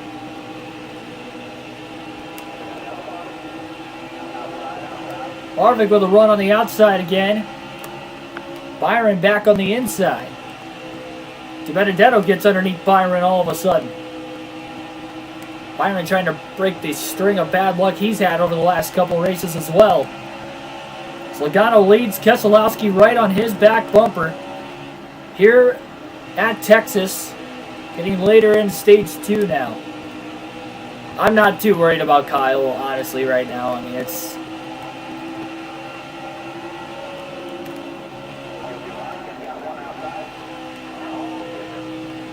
not bothering me any, I should say. Oh man, I think Truex about made contact with somebody off of turn 4. Can't tell exactly who that is. I think it was Boyer. Yeah, it is Boyer, because Truex is on the outside and Boyer's on the inside. Boyer finally clears him off of turn 2.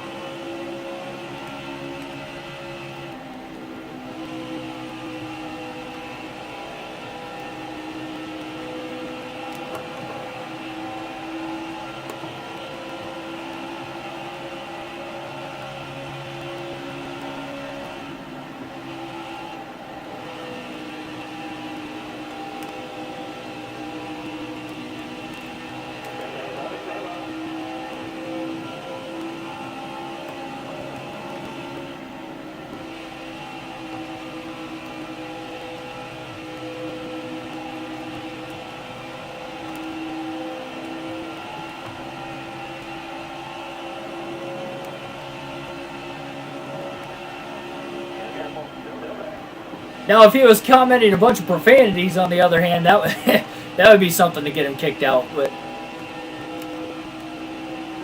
that's about it. That's all right. I'm ignoring it. It's not too big of a deal.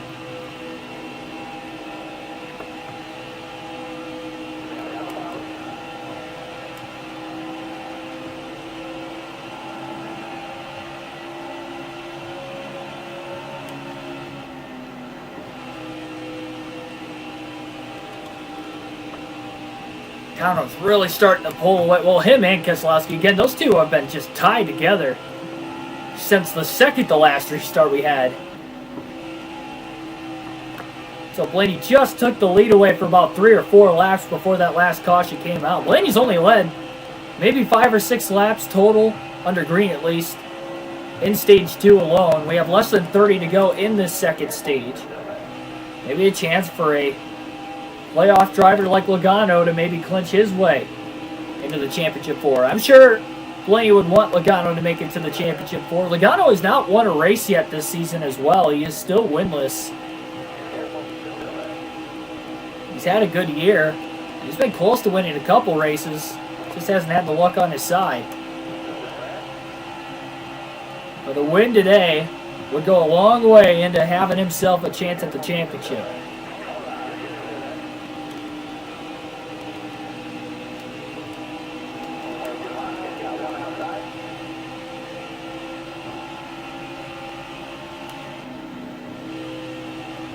It's really tough to tell how this race is going to go. And Clint Boyer might actually pull this off, too. Been talking about the 3 Penske cars here in Stage 2 running well, but Boyer's putting up a lot better of a fight even on this restart compared to the last 2. And he's in the mix as well.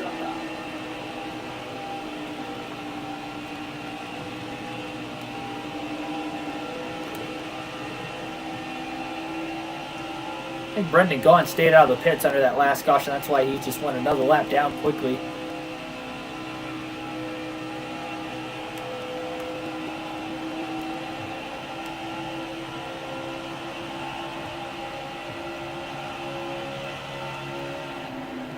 As of right now, Denny Hamlin's in 6th and the first driver 1 lap down.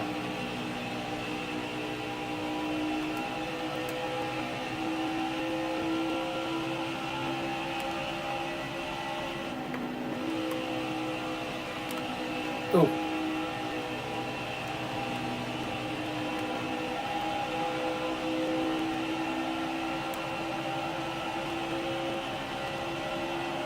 Timmy Hill just slowed up Truex, getting into 1 and 2. Finish line kind of got taken away slightly as well. It's on the inside of Truex right now, though. Chris Buescher, Bubba Wallace, who both stayed out of the pits in the way now as well. Hold their tires. Blaney just gets around both of them narrowly.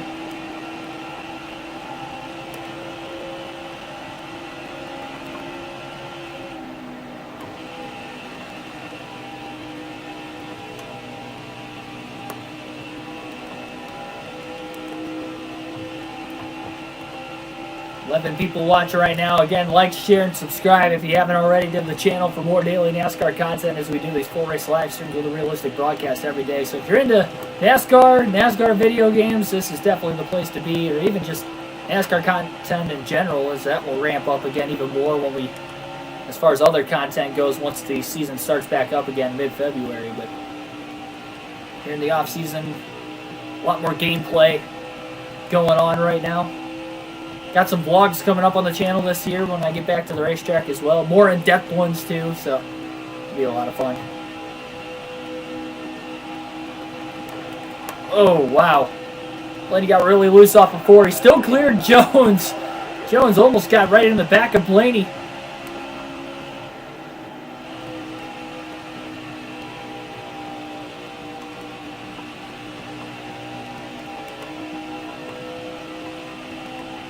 We'll have 20 laps to go in the stage this time by. Not that this stage really means much for Blaney or this race in general as far as the points go. We'll have to see. Wow. Chase Elliott just clipped the grass. We've seen a handful of different drivers do that already today. Seems like it's when they're trying to make a pass is when they clip the grass on the front stretch. I don't remember them doing that in this game, but for whatever reason here today, we've seen it quite a bit. I even did it once too.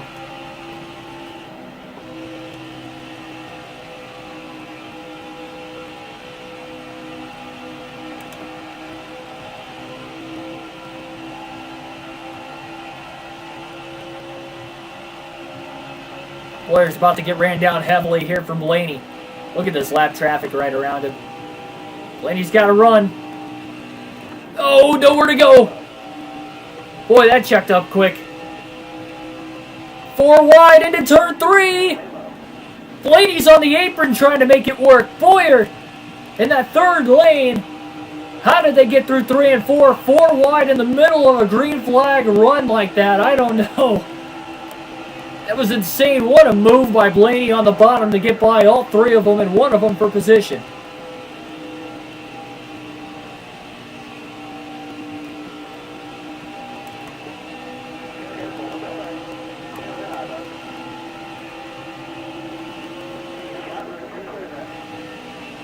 No. So, yeah, I did see that when I was on lunch break today. NASCAR announced that there was going to be 8 races on the Cup Series side next year that they were going to have practice and qualifying for.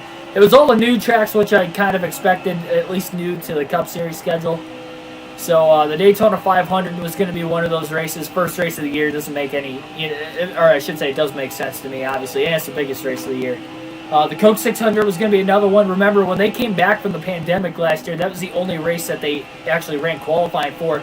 I think a lot of it was that it was, again, another crown jewel event, another bigger race, but it's also the longest race of the year. So you got to make sure that mechanically, everything's in tune so you can actually make it, temperatures and everything like that through the entirety of that race, because that race is really brutal, and the race car in general just running 600 miles as it is on these stock cars. And then the other tracks, new tracks, Nashville kind of expected. Dirt Bristol was going to be in practice and qualifying this year. Road America, Circuit of the Americas, and Phoenix. Phoenix was the last race. So the championship race is going to have some races, or sorry, the championship race also is going to have practice and qualifying, which I think they should do that for every playoff race, but I think they should have it for every race next year anyway. I mean, I get it with COVID, standalone shows, but if they're having it for 8 races, what difference does it make if it's 8 or 36?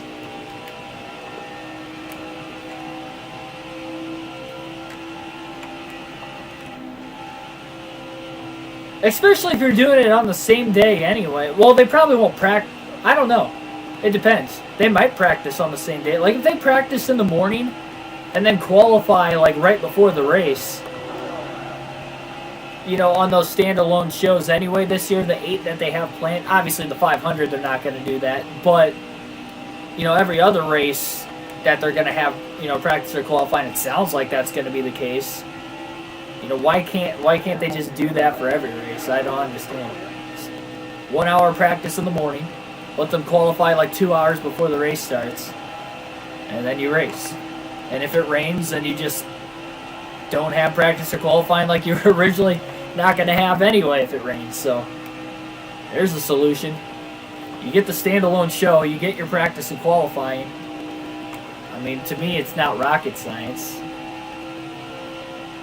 The drivers and the teams are already going to be there for the day before anyway. Why not unload the car in the morning? Well, you got to unload it in the morning. Yeah, exactly. So I don't understand what the issue is there.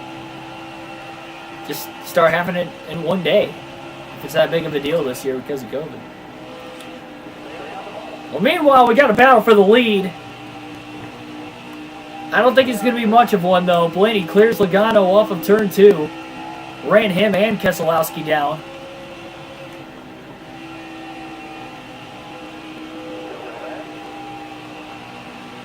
Thanks for stopping by, Jackson. Oh my goodness, Blaney barely cleared Reddick. off of turn 4. 10 laps to go in stage 2 for Ryan Blaney. Had 6 cautions here today. 3 in this stage alone. 2 in stage 1. Sorry. Look at me doing my math wrong again. That is terrible. You know, I say it's terrible that I'm doing my math wrong because I'm actually really good at math. The fact that I've been doing it consistently every stream like I did there. 3 plus 2, I guess, equals 6 now. It's 5. Like, simple stuff like that. Makes me look stupid. Anyway.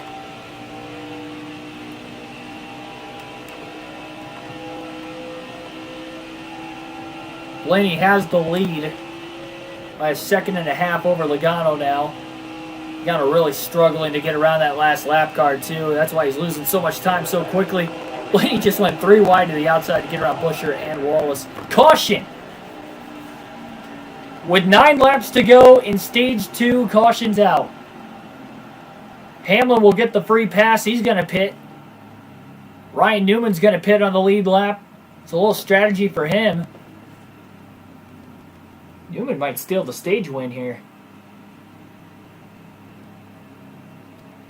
Man, this is going to get interesting.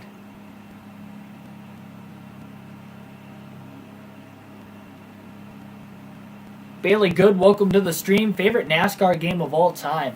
Either 05. 05 is probably my favorite game, both for sentimental reasons. Well, mainly sentimental reason. That was the game that and 07 were just the 2 games I played the most growing up. But 05 was definitely a better game, so I'd probably say 05. Chase for the cup. Green flag back in the air. Blaney trying to stay out and keep the track position. 5 laps to go in stage 2. Logano got a great jump on the outside. Keselowski gonna push his teammate. Not physically, but just being there is gonna help. Ryan Newman is coming in a hurry from 5th place. He doesn't have many cars to pass, and having those fresh tires is gonna be huge. Blaney's got the clean air. I don't think he's gonna be able to hold on. Keselowski still blocking Ryan Newman, trying to help his teammate out. Logano still on his outside as well. 4 laps to go in stage 2. Now for Blaney and Newman, they will be battling for the stage win, but for both of them it really doesn't matter who wins the stage as far as the championship is considered and concerned. Hamlin's coming from the rear as well. Blaney trying to block Ryan Newman right now. He better hope that car doesn't get loose now off of turn 4. 3 laps to go. It's going to be a good battle.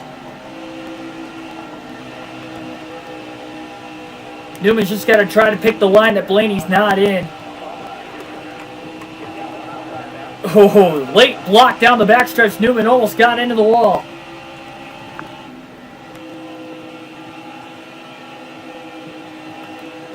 Blaney is mirror driving at best right now. 2 more laps. Can he actually do it? Newman almost clipped the grass trying to get to the inside of Blaney. Into 1 and 2. Newman almost got underneath him.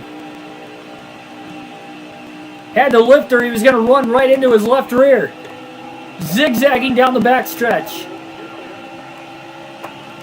It's like these guys are fighting it out for the win right now. White flag this time by in stage 1. Can Blaney hang on? Newman again almost clipped the grass. Blaney is hitting his marks about as well as he can right now. A little bit older tires. Newman has a half a lap to get around him.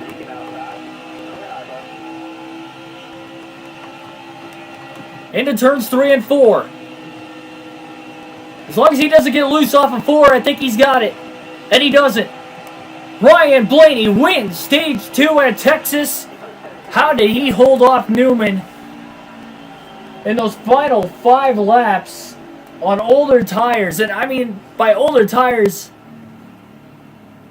he had about 40 lap older tires than Ryan Newman. That is insane. What a drive. Pit stops are going to be going on now. Hamlin's even hitting pit road, even though he just pitted. Probably going to top off on fuel as well, I'd have to imagine. Truex will get the free pass at the stage break. Eric Jones is going to take the wave around. Well, the problem is, if Ryan Newman doesn't pit, then Jones can't take the wave around. So he'll still be a lap down. Clean air was definitely the benefactor there for Blaney winning the stage. There's no doubt about it. 20 likes right now. Thanks for everybody hitting that like button as well. That was the goal coming into the night. We just hit it, but we can expand on that. Talladega, we had 25 in one stream before the end of the stream, so maybe we can even do something like that again. Green flag back in the air. Now Newman's got about 5 lap older tires. That's not really going to do much. Blaney trying to stay with him, though. Thought Newman was going to clear him immediately there. Blaney didn't take off that well. Him and Newman side drafting there in 1 and 2. Watch the outside. Here comes Keselowski. Newman going to block. Hamlin and Keselowski almost ran into one another. Hamlin up the middle now. Down to the inside. Keselowski trying to push and help his teammate. Jones almost got into the back of the 12. The side, rather. The 2 is all over the back of Blaney. Still side by side for the lead. Logano will clear Newman now.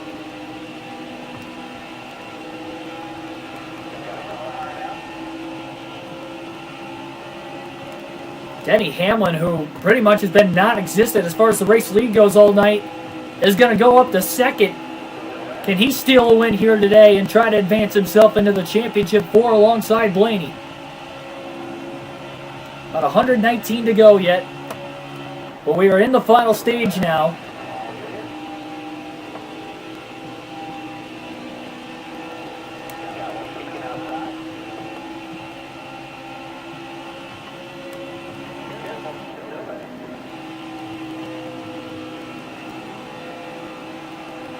So now we've had 6 cautions today. We had 4 in stage 2 alone. Blaney got really loose off of 4. Boyer passes him for 5th. But he can't go far.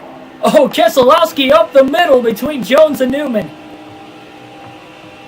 And he passed them both. What a move by Keselowski in 1 and 2.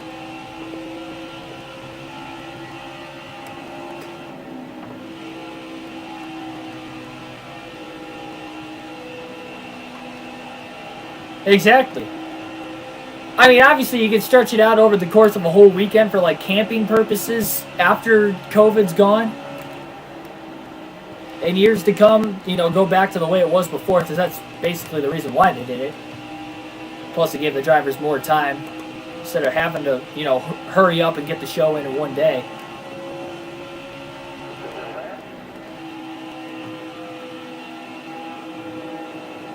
Would I use common sense? Yeah. Oh boy. I mean, that's what I would do if I was in the. So obviously, it takes more than one person to say something. It takes a, you know, collective group of people at the head of NASCAR to, you know, make decisions like that. But even still, like, that's what I would do personally. See, that's the thing. Like, if NASCAR fans complain about something, a lot of them don't actually come up with like a resolution to the plan. I usually try to do that. And majority of the time, it makes sense. I'll be fair, not all the time. There's probably some instances where I'm probably not making any sense at all, but I mean, you can't persuade me how that doesn't make sense.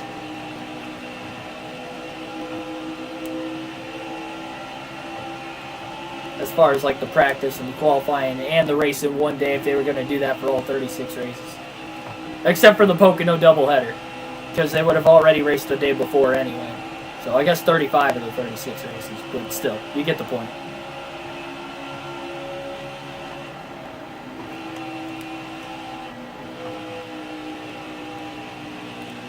It would help all the teams too. Instead of just going in with no practice, it would make the race more exciting too, knowing that there isn't going to be a competition caution at the beginning of every race. After like lap 20 or 25, depending on the length of the racetrack. I'll tell you what, if anything that got old in NASCAR last year, that was it. Like every single race, and the competition caution is out at lap 20. Yeah, okay, we know, we get it. every week. A little bit of an exaggeration there with me complaining about it, but that probably got more old than anything else NASCAR related last year.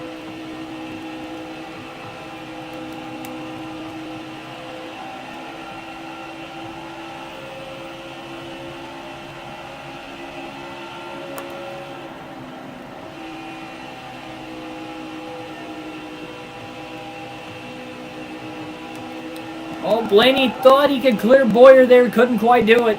Boyer's hanging around. Clint continues a great day. Again, still in the top 5, even though Blaney just passed him.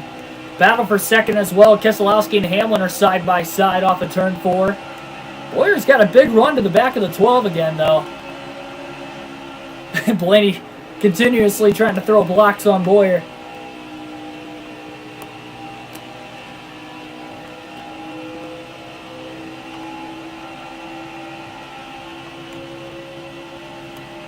Diamond Jeff, welcome to the stream.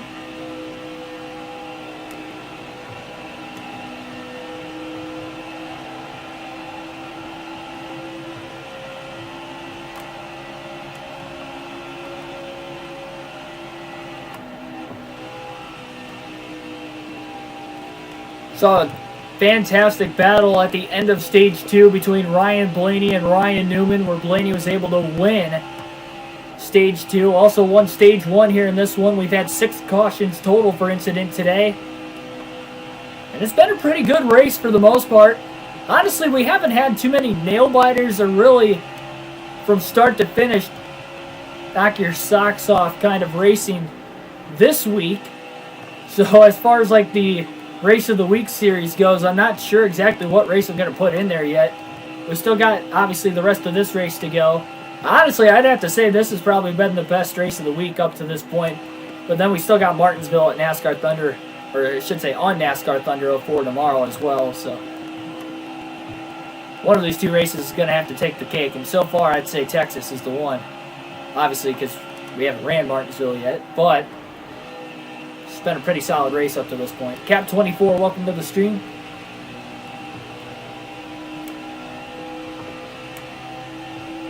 And he's starting to reel in Hamlin. Starting to fade back. He wasn't quite able to get to the lead during that run.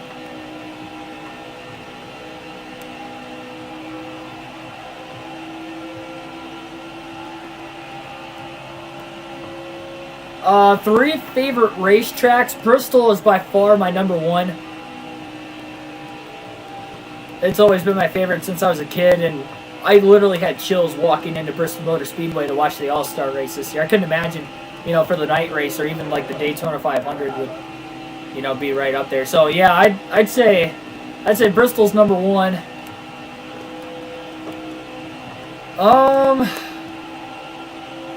Watkins Glen has really grown on me over the years, honestly. And being there in person, beautiful area of the country, but I'm not going to put that in the top 3, but that's definitely an honorable mention, I guess. Hang on the finish to that question, because we have a very close battle for the lead. 4 cars under a blanket. Logano really got held up in the lap traffic. Blaney full throttle through 3 and 4. Just sends it underneath Hamlin, trying to take away 3rd. He couldn't clear him. Keselowski all over the back of the 22 for the lead as well. Penske 1, 2, 3 again as Blaney gets around Hamlin.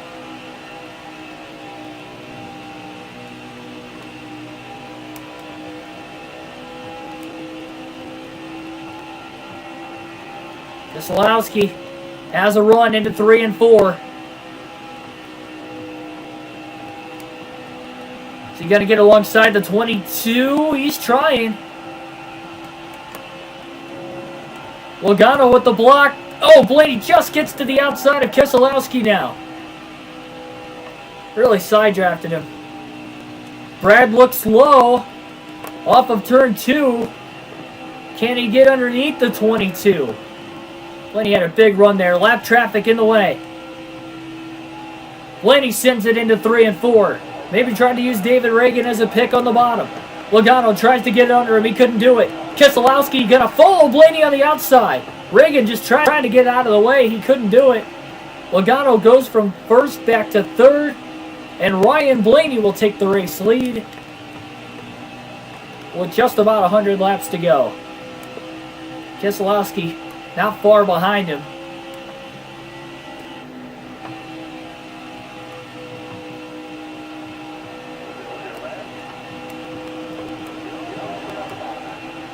Oh, Brad almost got into Brendan Gaughan. Blaney's trying to get away through the lap traffic. Keselowski's getting through it pretty well, too. So to go back to that question, sorry about that, but we had a pretty good battle for the lead going on there for a couple laps. Again, trying to stick with the realistic broadcast, but trying to answer your questions as best as I possibly can throughout. But, yeah, so Bristol, by far my favorite track. Talladega being there in person really might have put Talladega in the top 3 as well. As far as like second and third go on the rankings, it's tough for me to really like pick. I guess I don't have like a true answer to the question. I can say Bristol is definitely my favorite track, but Watkins Glen's up there as an honorable mention. Talladega is definitely up there as, I mean, it's obviously been entertaining. I know it's not like a pure racetrack necessarily, but being there in person, it's definitely heart-stopping, that's for sure. I felt that kind of adrenaline in action just from the grandstands. 20 rows above the catch fence. Awesome. Highly recommend going to both tracks, really, if you get a chance to. Daytona has to be up there, too, just simply because of the prestige of the 500. Indianapolis, I was there in 2018. That was probably one of the better Brickyard 400s, maybe even of all time. Maybe one of the better finishes, too, to the Brickyard 400. So that was pretty special. And you can definitely feel the prestige of that racetrack in general. I know NASCAR has only been racing there, again, for about 25 years now. Or just over 25 years, but it's still a big race by driver standards. And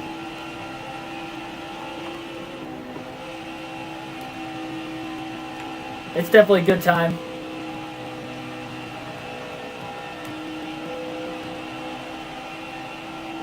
So I'll probably throw that as like an honorable mention too. That's pretty much my top 5. I wouldn't say that Charlotte Motor Speedway necessarily would be up there, but just the city of Charlotte in general, you can feel the NASCAR nostalgia there. I was able to go to the Hall of Fame in the Penske Race Shop. Was able to walk downtown Mooresville, where they had Hall of Fame plaques on their street, kind of like a Hollywood Hall of Fame stars, but they had it for the NASCAR Hall of Fame drivers, so that was pretty cool. I got to see that. I didn't take a picture of it like I probably should have, but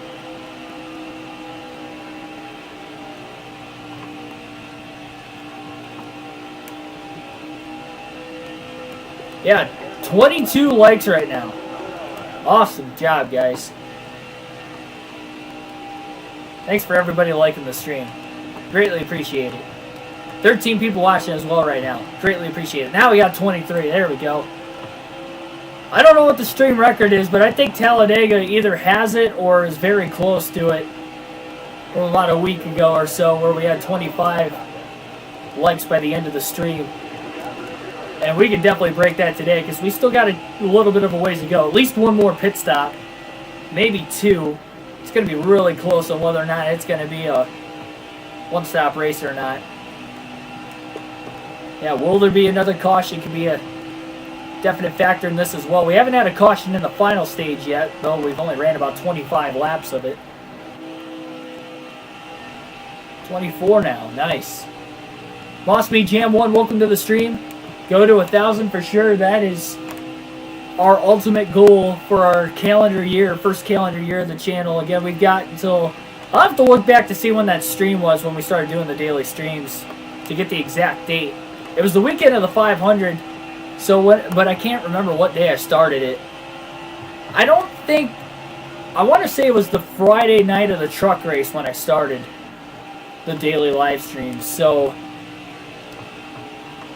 Probably, I'm trying to think what day the 500 was scheduled for last year. The Sunday, the original date, where they started the race at least. And then 2 days before that, I believe, would be the 1-year anniversary mark.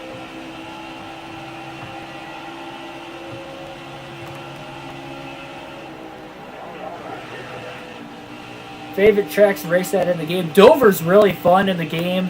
Pocono is actually really fun in the game, I think. Those are, obviously, the super speedways are hectic in this game, and Bristol's my favorite track, so those are up there. But yeah, Pocono and Dover kind of jump out to me as like tracks that are just fun to race at in this game. Another racetrack on there. Kansas is fun to kind of rip the outside in this game, but it's not as competitive. We had a pretty good race there yesterday. Had its good moments for sure. Went to overtime where we saw Blaney get the win. Road courses are fun in this game too, really in all three series. There's a lot of fun tracks at this game, on this game.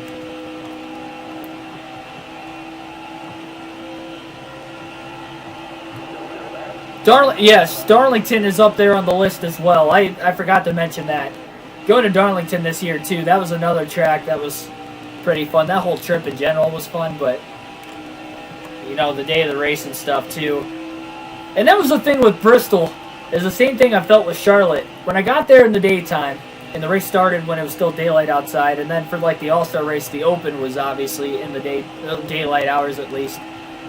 So you can feel the nostalgia, and I had goosebumps more specifically with Bristol. So I always wanted to go there, and I got the opportunity finally to do it. But when the track went under the lights, when the sun set and the lights were on at Bristol Motor Speedway,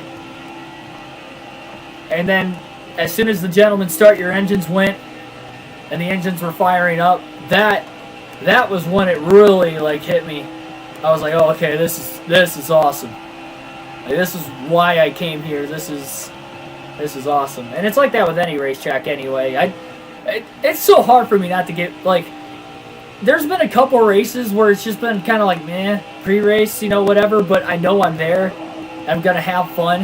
And as soon as the flyover happens after the national anthem, I get goosebumps every time. And that gets me so pumped for the race. Like, just that little instant, no matter what track it is. And I've been to, I think, 13 now? 11, 12, 13, something like that. It is awesome. Nothing else quite like it. And the race itself, obviously.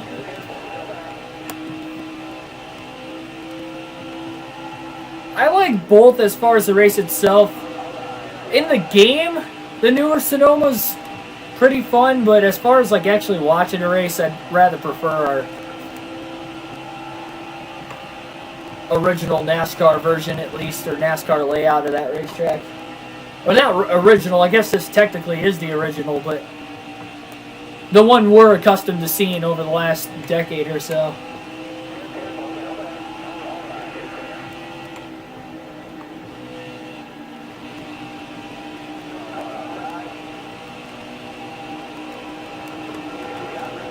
Wow, Lady got loose off of 4 again. Barely cleared to Benedetto, luckily. 86 laps to go. Logano back to second, just got around Keselowski that last lap. Still 1, 2, 3 for Penske today. That's the way it's been for most of the race, pretty much since early in Stage 2 when Kyle Busch blew an engine. Pretty much since that point, it's been all Penske, all 3 of them, 1, 2, 3. Blaney's already locked into the championship 4. Keselowski's eliminated from the playoffs, but Joey Logano, who's in second right now, a win will clinch himself a spot in the championship 4.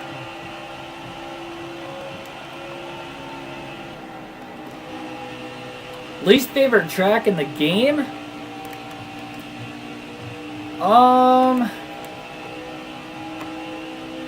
Honestly, I'd probably say Martinsville. Like, Martinsville can be fun. The reason why I say it's my least favorite in this game is just for one reason, and that's because the car gets so loose off the exit of the corner. Like, you can tighten it up so much, but it's like a glitchy kind of loose. Like, you know it shouldn't be loose at, like, 65 miles an hour. Especially, like, center of the corner, trying to get back to the gas at, like, 65 miles an hour, the car wants to spin out every single lap. I can't find a setup to make it not do that and still be fast. I just can't. Oh, man. And he just got in the back of Bubba down the front stretch. Still gets around into the outside. 15-second lead, by the way, for Blaney right now over Logano. Largest lead in quite some time. Still overran 3-4 really badly there.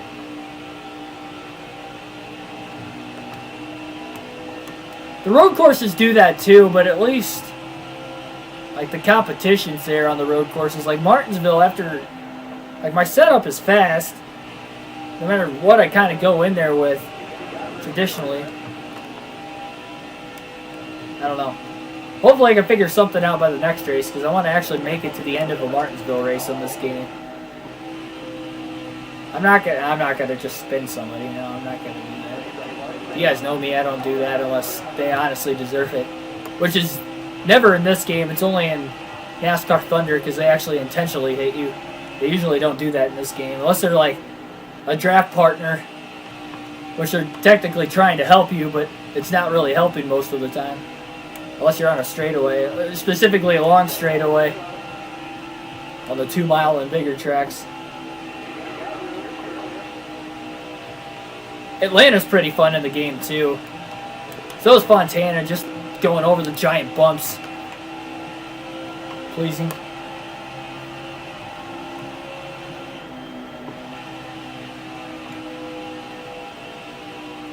Cindy Duncan, welcome to the stream. Right front's wearing out quite a bit on Blaney's car right now. Not close enough to make it a one pit stop to the finish, I don't think. Unless he can make it to the end of the run, but he's burned his tires out probably more this run than any other run up to this point. Probably why he's got such a big lead as well. Less than 80 to go.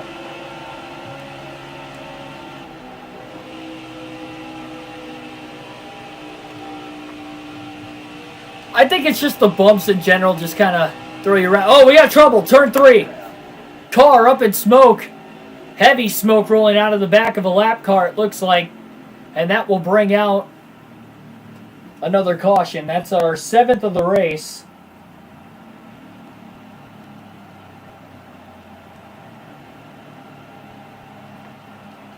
And everybody's going to hit pit road. Ryan Newman will get the free pass in 6th.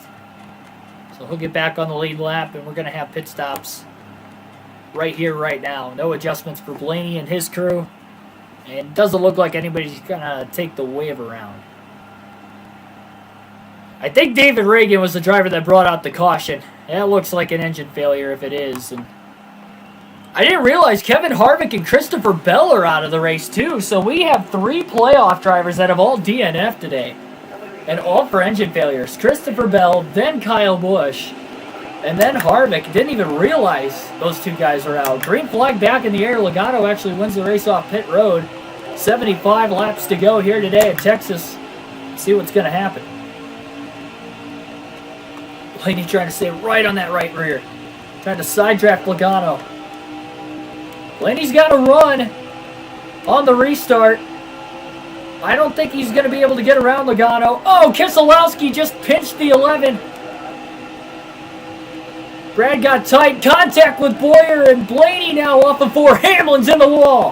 Hamlin in the wall. Contact with Elliott. And the big one at Texas. Alvarola's around. Blaney's around. Ty Dillon's around. Elliott. Huge crash down the front stretch into turn 1. Heavy damage on Blaney's car. He slams the inside retaining wall. Other cars involved. It all started when Boyer and Blaney made contact in the center of 1 and 2. And after they made contact, Blaney went up the track. Hamlin tried to lift and he missed Blaney, but he hit the wall. They stacked up behind. Elliott then made contact with Blaney. Elliott goes around, and then it was just melee at that point. Nowhere to go.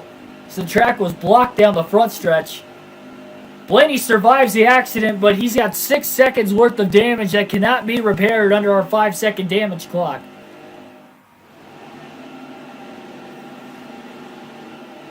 And a caution late in the race.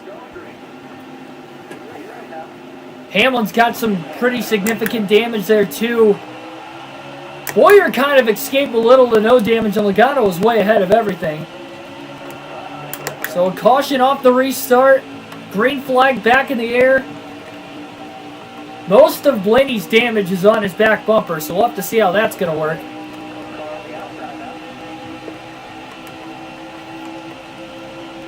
I'd have to imagine that's going to be costly.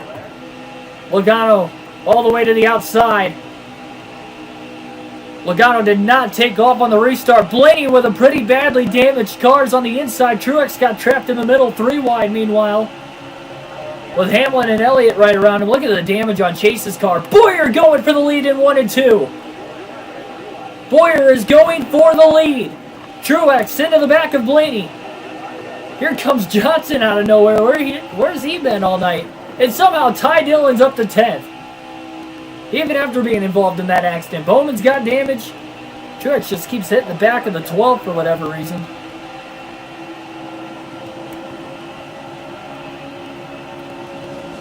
Oh, Truex just pushed Blaney into the back of Bowman. Bowman sideways.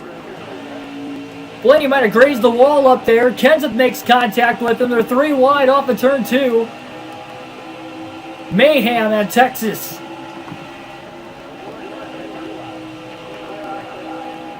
And Truex just shoved Blaney in the wall again.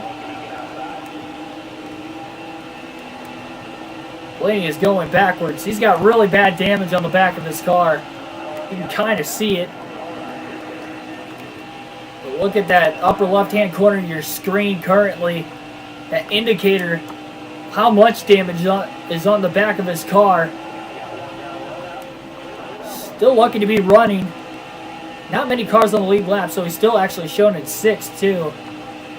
These GGR Toyotas just keep hitting him from behind in the center of the corner, and that's not helping him. Truex practically put him in the wall twice already.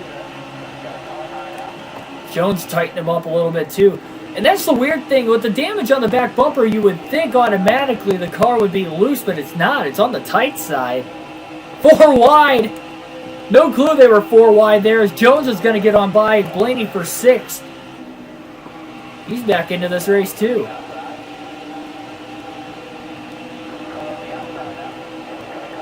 Oh! Reddick just shot the 12 into Chris Buescher on the outside. Oh boy, man, more contact.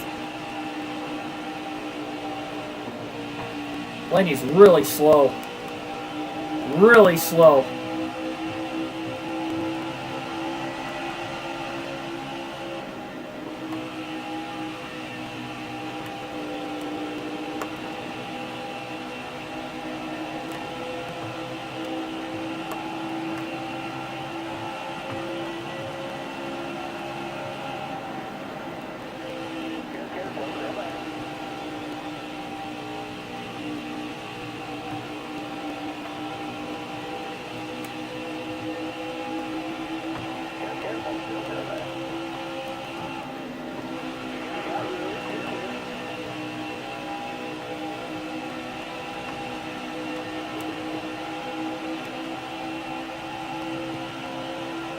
Still 64 laps to go at Texas. We've had mayhem in the last dozen laps or so.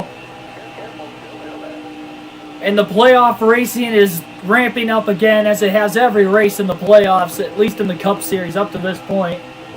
We saw it with overtime at Kansas yesterday. We saw it in the first 6 races in the first 2 rounds, especially at Talladega. Probably the most obvious of those. Seen 8 cautions now today at Texas, and a big crash on the front stretch. We've seen a couple of those here at this racetrack before. We saw another one here today. And Blaney's struggling just to stay in front of Timmy Hill and Bubba Wallace right now. There is not much speed left in that car. It's going to have to be a strategy race for Blaney to win this thing now. Everybody will have to pit one more time before the finish yet. But when will that be, and what adjustments is Blaney going to be able to make?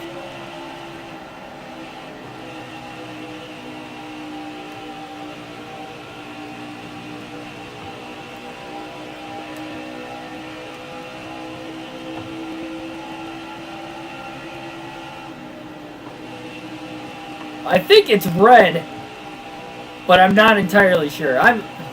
I'm actually partially colorblind, so like if it hits like a real close, like I honestly don't know. I always thought it was red, but if you guys probably see orange, then you guys are probably right. It's red in real life. Okay, so at least I got that right.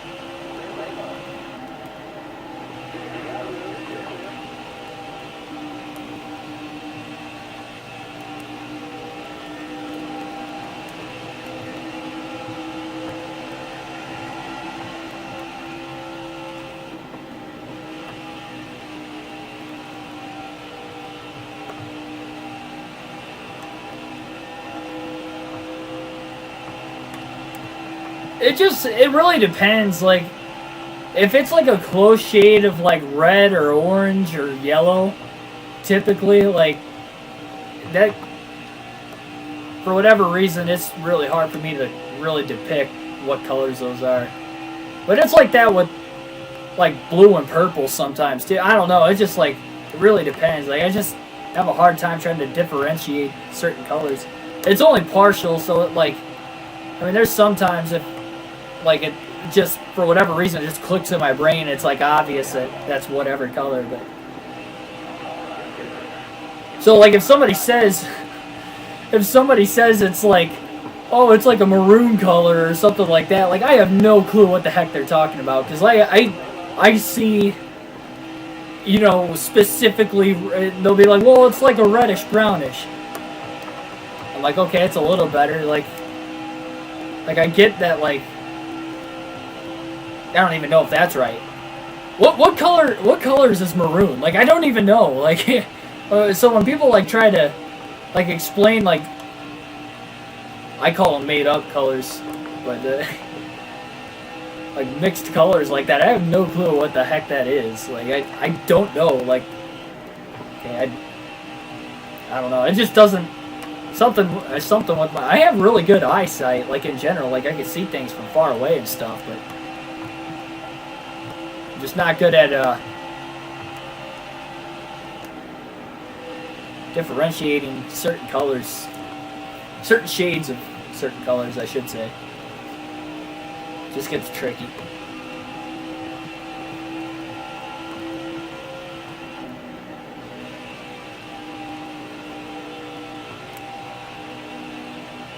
Jeff, I didn't know your favorite driver was Austin Dillon. That's pretty cool.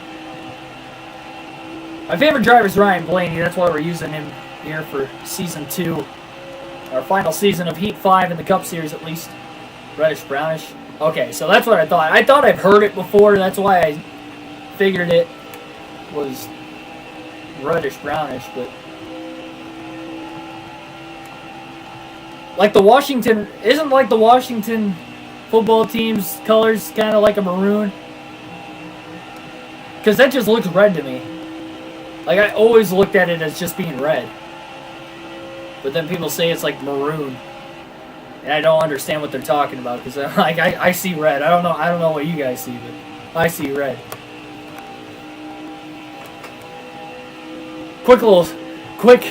Like a really quick side story, because we're getting later in this race, so I really want to try to keep the realistic broadcast as much as I can now, because we're in an interesting situation where Blaney was involved in a big crash on the front stretch, and he's got damage right now, 6 seconds worth that he can't repair it. This car's starting to pick up a little bit of speed in the long run, but he's nearly 14 seconds behind the race leader, Keselowski, right now.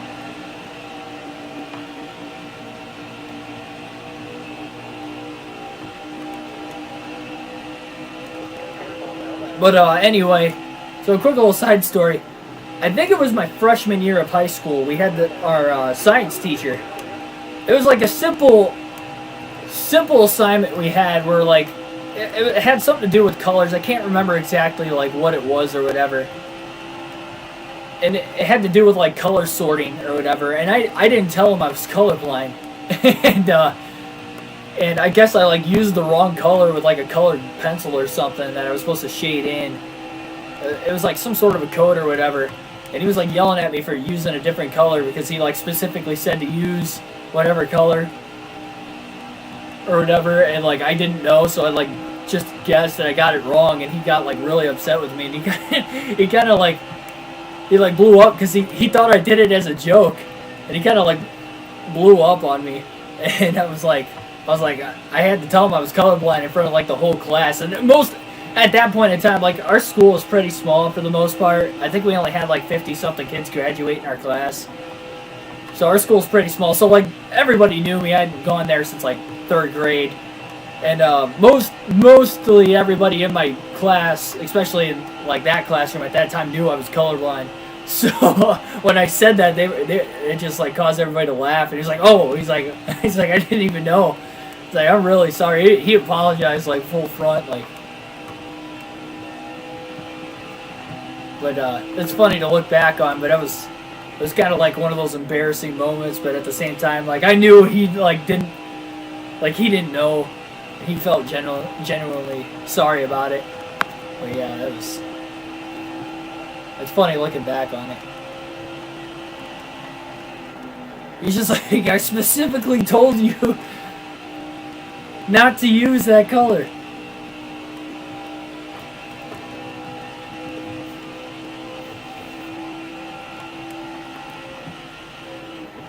There's another.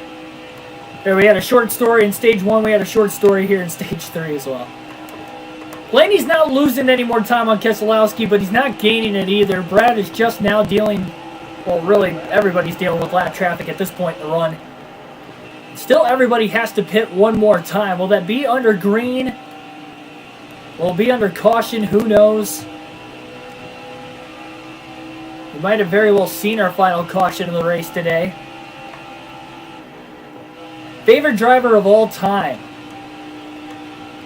So I grew up as a Greg Biffle fan, but honestly, the connection I have with Ryan Blaney,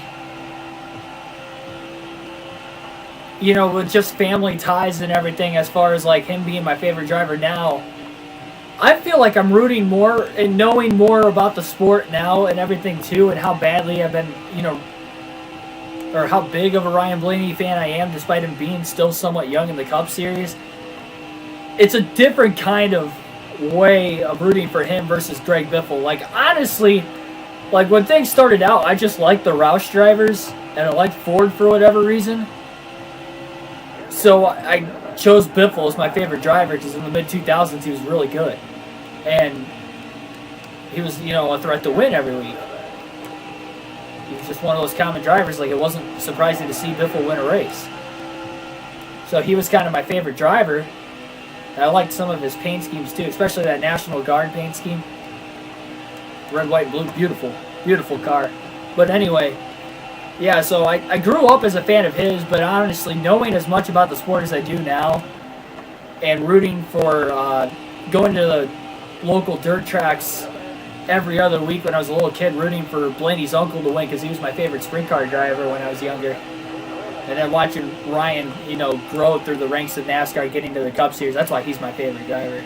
And I could probably say favorite driver of all time. I have more Ryan Blaney stuff than what I ever had of Greg Biffle's merchandise-wise.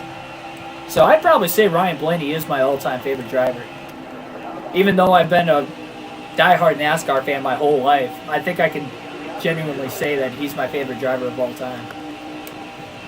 He's kind of taken that spot. It's close, though. It's definitely close.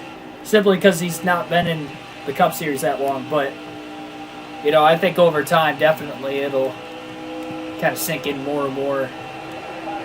Like, okay, this is pretty cool. Shane Pickney, welcome back. 43 laps to go here at Texas. Blaney's riding around with damage right now. Nice, nice. Christopher George, welcome to the stream. What happened to Pablo Montoya? I don't know if he's running full-time in IMSA next year, but he was running IMSA this year, and actually, he's racing for Penske, and they actually won the championship, so Montoya, along with Jordan Taylor and a couple other drivers, were able to actually win the season championship for their class in IMSA this year, so still racing at a pretty successful pace on the racetrack every week. But yeah, he's ran full-time IMSA last year. I think the last couple seasons he has. Last 2 years. And I don't know if he's running... I know he's running in the Rolex 24, but I don't know if he's like actually running full-time next year or not. That's a David Land question there.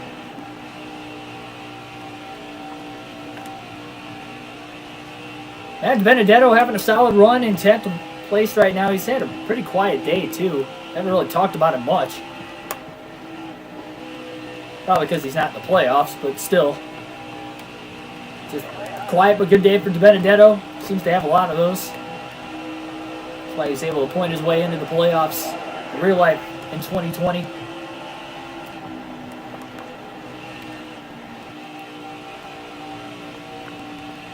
Yes, he really is, though. He's won in everything. I think everything he's ever raced at as far as like top tier series goes, he's won. Not saying a championship, but I mean he's won at least a race. And he's raced practically everything now. He's in his mid to early 40s. He's definitely been around for a while. I think he was a rookie in IndyCar in '99. He won the Indy 500 in 2000.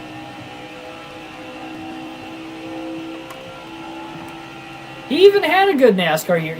Like, guys, when Pablo Montoya finished 7th in the point standings in NASCAR one season, like,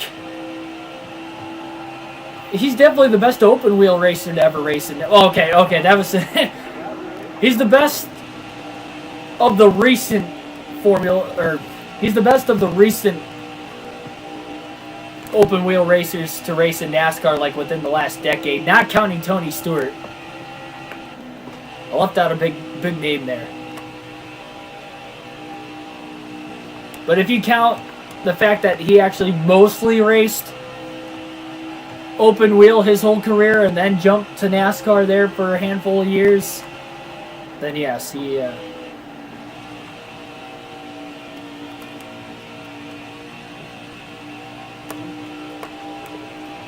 definitely solid driver for sure. And remember, Chip Ganassi Racing at that time was nowhere near what it is now. And even right now, they're not like a top-tier team. They're like a B-plus tier team. But they didn't even have the speed that we see out of those cars since Larson and Kurt Busch. Now Ross Chastain next year will be driving. So quickly on that question, my opinion of Dale Jr. Obviously, he was a fan favorite driver. He was a good driver. He was a good driver. I think his spot in the Hall of Fame is definitely well deserved. Mostly for a lot of what he's done on the track. He wouldn't have been a first ballot Hall of Famer if it wasn't for the stuff he's done with NASCAR, just being the most popular driver, and even after his racing career, what he's been able to do for the sport as well, just keep him participated in it for sure. He's probably done one of the best jobs as far as that goes. But he definitely would have been a Hall of Famer at some point. What has he got, like 26 career wins?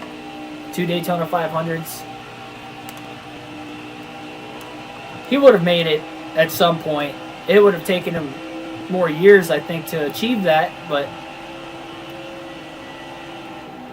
he definitely deserved his Hall of Fame spot when he got inducted. And he was just a good driver.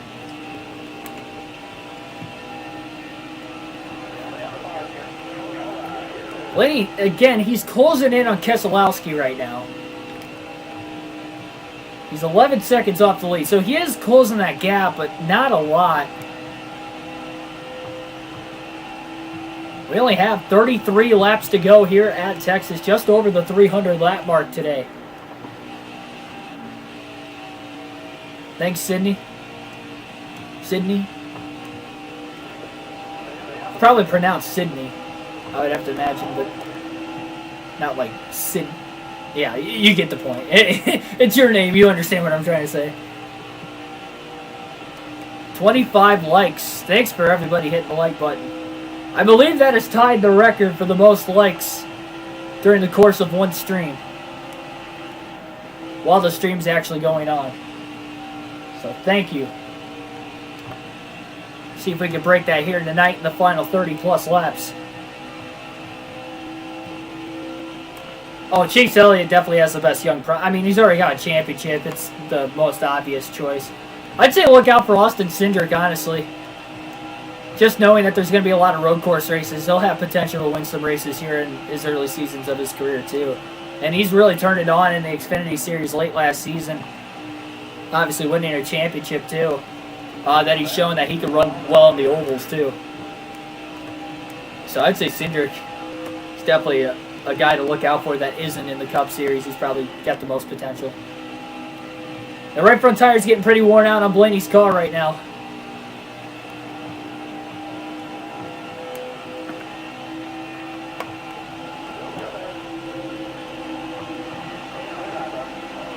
.30 laps to go at Texas for Brad Keselowski. Trying to get his third win of the season. He's already eliminated from the playoffs. Missed by just 2 points for making the round of 8. And boy, he had a great run. Finished top 5 yesterday at Kansas. And was running really top 3 most of the day. He's been running top 3 for most of the day today as well. Oh, Blaney into Houff. Contact, and Houff goes around. Back up the racetrack. Blaney just misses him. So does Hamlin. Caution's out again. With 29 to go, caution's out again. Well, that got ugly pretty quick.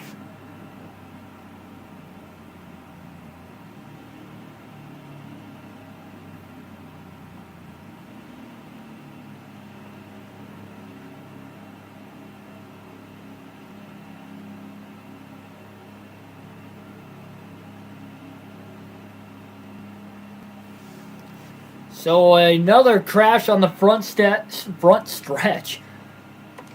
Blaney's going to hit pit road. 7 seconds of damage. Again, cannot be repaired.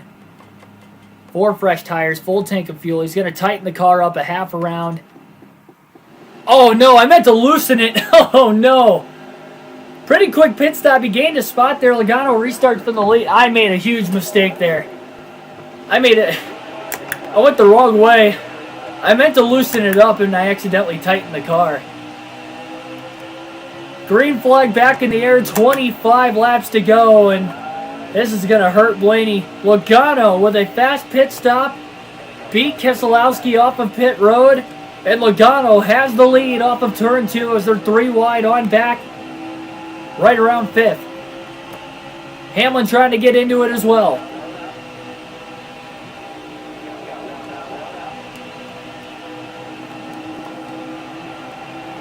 And Clint Boyer now going for the lead in his final season.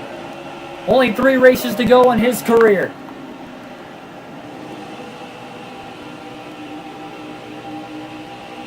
That caution probably hurt Blaney's chances of winning. Kenseth just about put him in the wall. Poor Quint Houff in the wrong place at the wrong time, too. Right when Blaney got loose off of 4. Chase Elliott about shot Blaney into the 42. He's already got a tight car. Oh, Buescher tried to block Blaney. He wasn't clear, and Buescher goes around. Another big crash down the front stretch. Caution's out again. With 23 to go, caution is out again. Now our 10th of the race. And Blaney's going to pit. Might as well throw 4 tires back on the car. He's got nothing to lose here. By the way, Truex got the free pass under the last caution. He's back in it. So 1 round of wedge being taken out of the car here for Blaney. Just going to add a little bit more tape. 10%. He's going to bump up the right side tires by a full pound. Major adjustments here on the 12. He did not cause the last caution. Buescher tried to block Blaney down the front stretch, and he just wasn't clear. So that is why we pitted. Green flag back in the air. Truex just stalled on the restart. Blaney didn't take off that well either, but Martin Truex Jr. just completely spun the tires.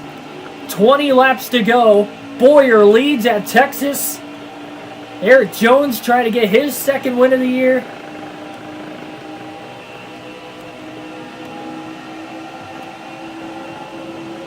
Now, even with the damage, does Blaney have a chance with these adjustments to hang with these guys? Got to redeem himself with that caution. 3 wide pass, Keselowski to second. He clipped the grass, trying to get around both Newman and Jones. Keselowski got loose into the corner. He's underneath Boyer, looking for the lead. 3 wide back there. Truex, Blaney. Have Kurt Busch in the middle. Here comes Byron now. Big run, pinching the 12 car down on the inside of the track. Ty Dillon just shot the 12 up the track.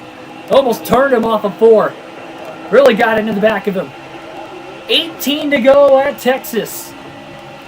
Who will make it to the championship 4 if another playoff driver can win outside of Blaney? We know he won at Kansas, so he is already in it. Hamlin, Logano in the top 5. Truex is in the top 10 as well, all looking for a spot in the championship 4. Boyer trying to get a win in his final season.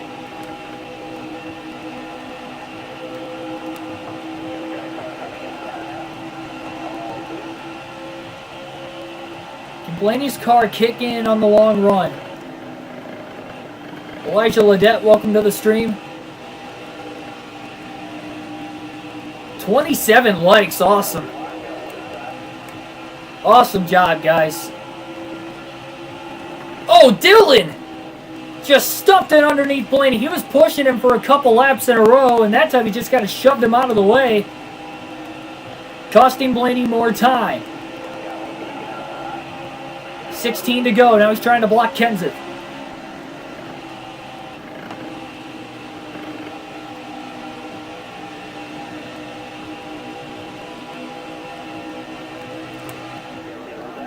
Well, there it is. Caution's out again for the 11th time. Cautions are breeding cautions late at Texas. 27 likes now. Well, I think I already said that, but yes, thanks everybody for hitting that like button. That's awesome. Chase Elliott back on the lead lap.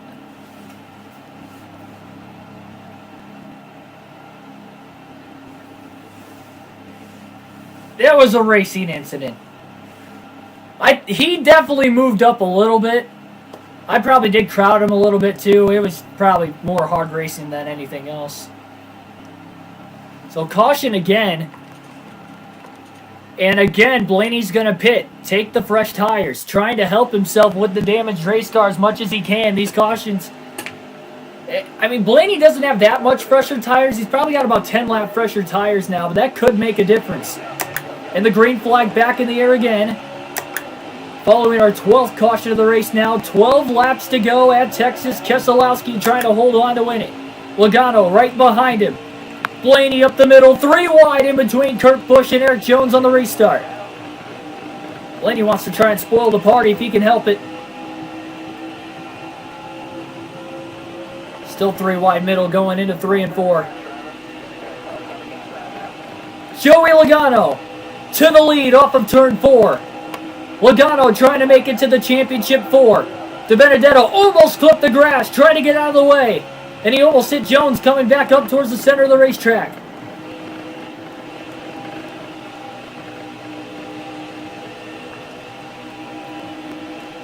Thanks for stopping by, Elijah. Hopefully you don't turn away now because we are getting down to the finish. 10 laps to go this time by. Byron now pushing Blaney. Those pushes have not helped him all day long. I mean, you just can't push in the center of the corner on a 1.5 miles, especially here in Texas. Especially in 1 and 2, but we've seen it anyway. 10 lap fresher tires for Blaney. But he's got damage that's weighing him down. Logano's got the clean air. He's trying to pull away. Hamlin trying to clinch himself into the championship 4 as well. So is Truex in 4th. A lot on the line for all 3 of those drivers. Huge opportunity, too, to gain points even if they can't win. 3 playoff drivers are done for the day of Kevin Harvick, Kyle Busch, and Christopher Bell. Bowman just shot Blaney off of 2.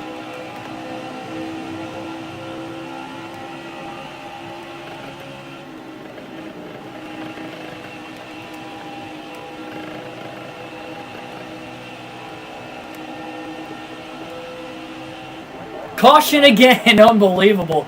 With 8 laps to go, caution's out again.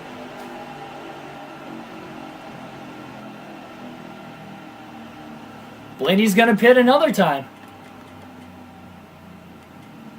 Chase Elliott is going to restart back up here with these guys too now. 5% more tape going on the car for Blaney as well. Trying to take big swings on the adjustment. Over the last closing laps of this race, we're going to have 5 laps to go. And for Logano, he was just starting to pull away. This is going to restart Blaney on the inside too. And now he's probably got about 15 lap fresher tires.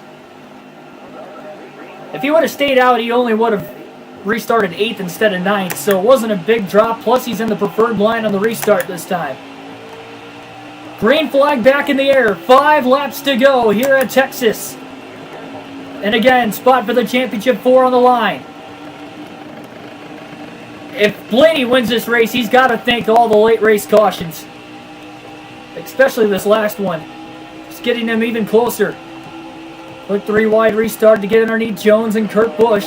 Sorry, Chase Elliott rather. Logano trying to block Hamlin off of turn 4. Hamlin trying to look low.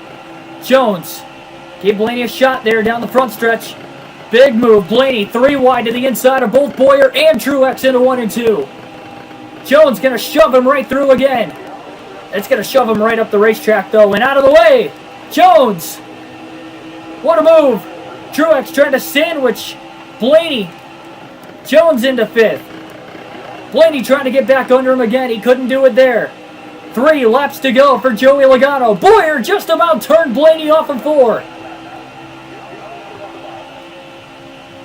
Can Logano hang on? Hamlin trying to get around him. These two don't have a very keen history with one another.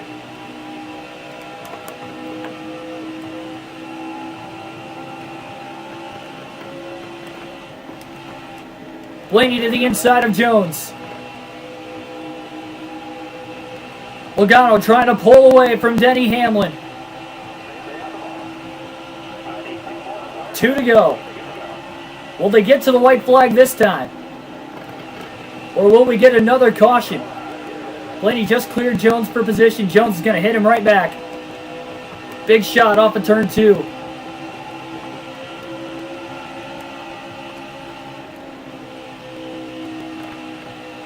I think if Blaney gets a couple extra laps, I think he'd have a shot to win it. Hamlin is losing ground from Logano. White flag in the air. 1 lap to go for Logano. Keselowski goes way high through 1 and 2. Hamlin trying to hang on for every point he can now if he can't win the race. And Newman's right behind him looking for 2nd.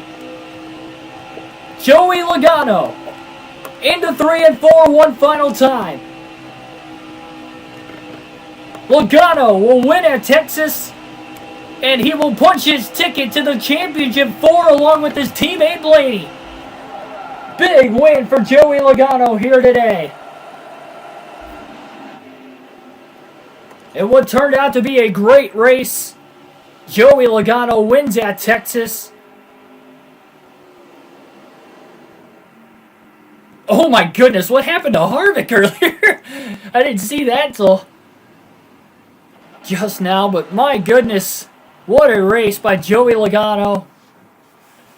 Late race cautions kind of paying into his favor. Gave him another chance to get around Keselowski, but then he had another caution with 8 to go that almost costed him the race. But he was able to hold on.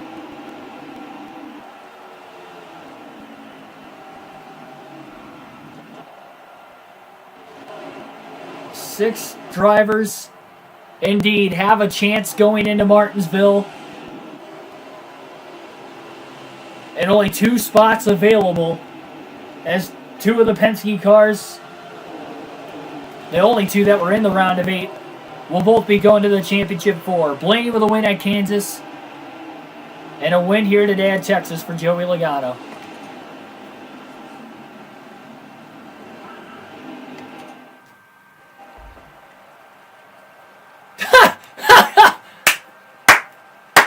Look at the... Why are we in victory lane? What? What is going on? I have not seen this glitch ever. When you thought NASCAR Heat 5 couldn't glitch anymore. Unbelievable. This game.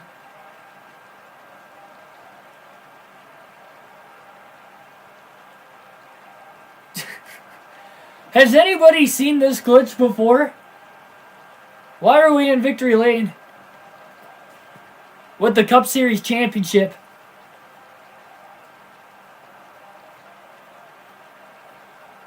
Unbelievable. Oh, that's good. Joey Logano gets the win here today at Texas. He actually had the fastest lap of the 29.202. Blaney led the most. He led 134 of the 334 laps today. Ty Dillon on the move. He had a great run. Finished 15th after starting last. Christopher Bell had the toughest break. Started 5th and DNF'd here today. He's going to put himself in a must-win situation going into Martinsville, knowing he was already 20 points below the cutoff line coming into the day, and that DNF is not going to help. Never seen. Only we can find stuff like that, I swear. I swear. We'll take a look at the results again. I didn't really take a look at them. Logano with the win. Again, joining Blaney. Blaney won the first two stages of the race today, but it didn't really mean anything for him because he's locked in. 2 more spots available going into Martinsville next week. Denny Hamlin finishes 2nd. Great run for him today. Ryan Newman finishes 3rd. Keselowski 4th. We mentioned Blaney rounds out the top 5. Eric Jones 6th. Clint Boyer 7th. Chase Elliott 8th. 9th was Martin Truex Jr. And Kurt Busch rounds out the top 10. 9 drivers finished on the lead lap. 13 cautions in the race today. Granted, we had like 5 or 6 of them all in the last maybe 50 laps of the race. It's insane. Race to the finish. Just a really gutted out, beat it out finish of today's race.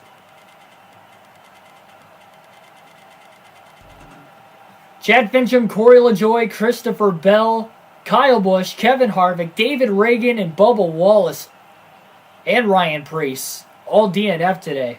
Unbelievable. We had 8 DNFs in this 500-miler. 3 of them were playoff drivers. Bell, Busch, Harvick, all playoff drivers. All DNF'd. They were the only playoff drivers to finish outside of the top 10, outside of Bowman, who finished 11th. What a race. Logano gets a win in dramatic fashion. Thanks for everybody tuning in here today. Parkway Intros, welcome as well. See you there in the chat right at the end. Next stream is going to be tomorrow at 3 p.m. Eastern Standard Time at racing at Texas here. At Martinsville, it will be for NASCAR Thunder 2004 for the next race of that season. The final season of Thunder 04 on the channel. So tune in for that one. That's the 9th race of the year there, so still pretty early in the season. So again, 3 p.m. Eastern Standard Time tomorrow, Martinsville. I'll see you guys then. Thanks everybody for watching. Subscribe for more daily NASCAR content. Hit the like button down below if you enjoyed the race commentary, the video in general. And I will see you guys next time. Have a good rest of your night. And thanks for all the likes. Again, we broke a record for the most likes during the course of a single stream here tonight as well. 28 at the end of the stream. So thanks everybody for that. Have a good one.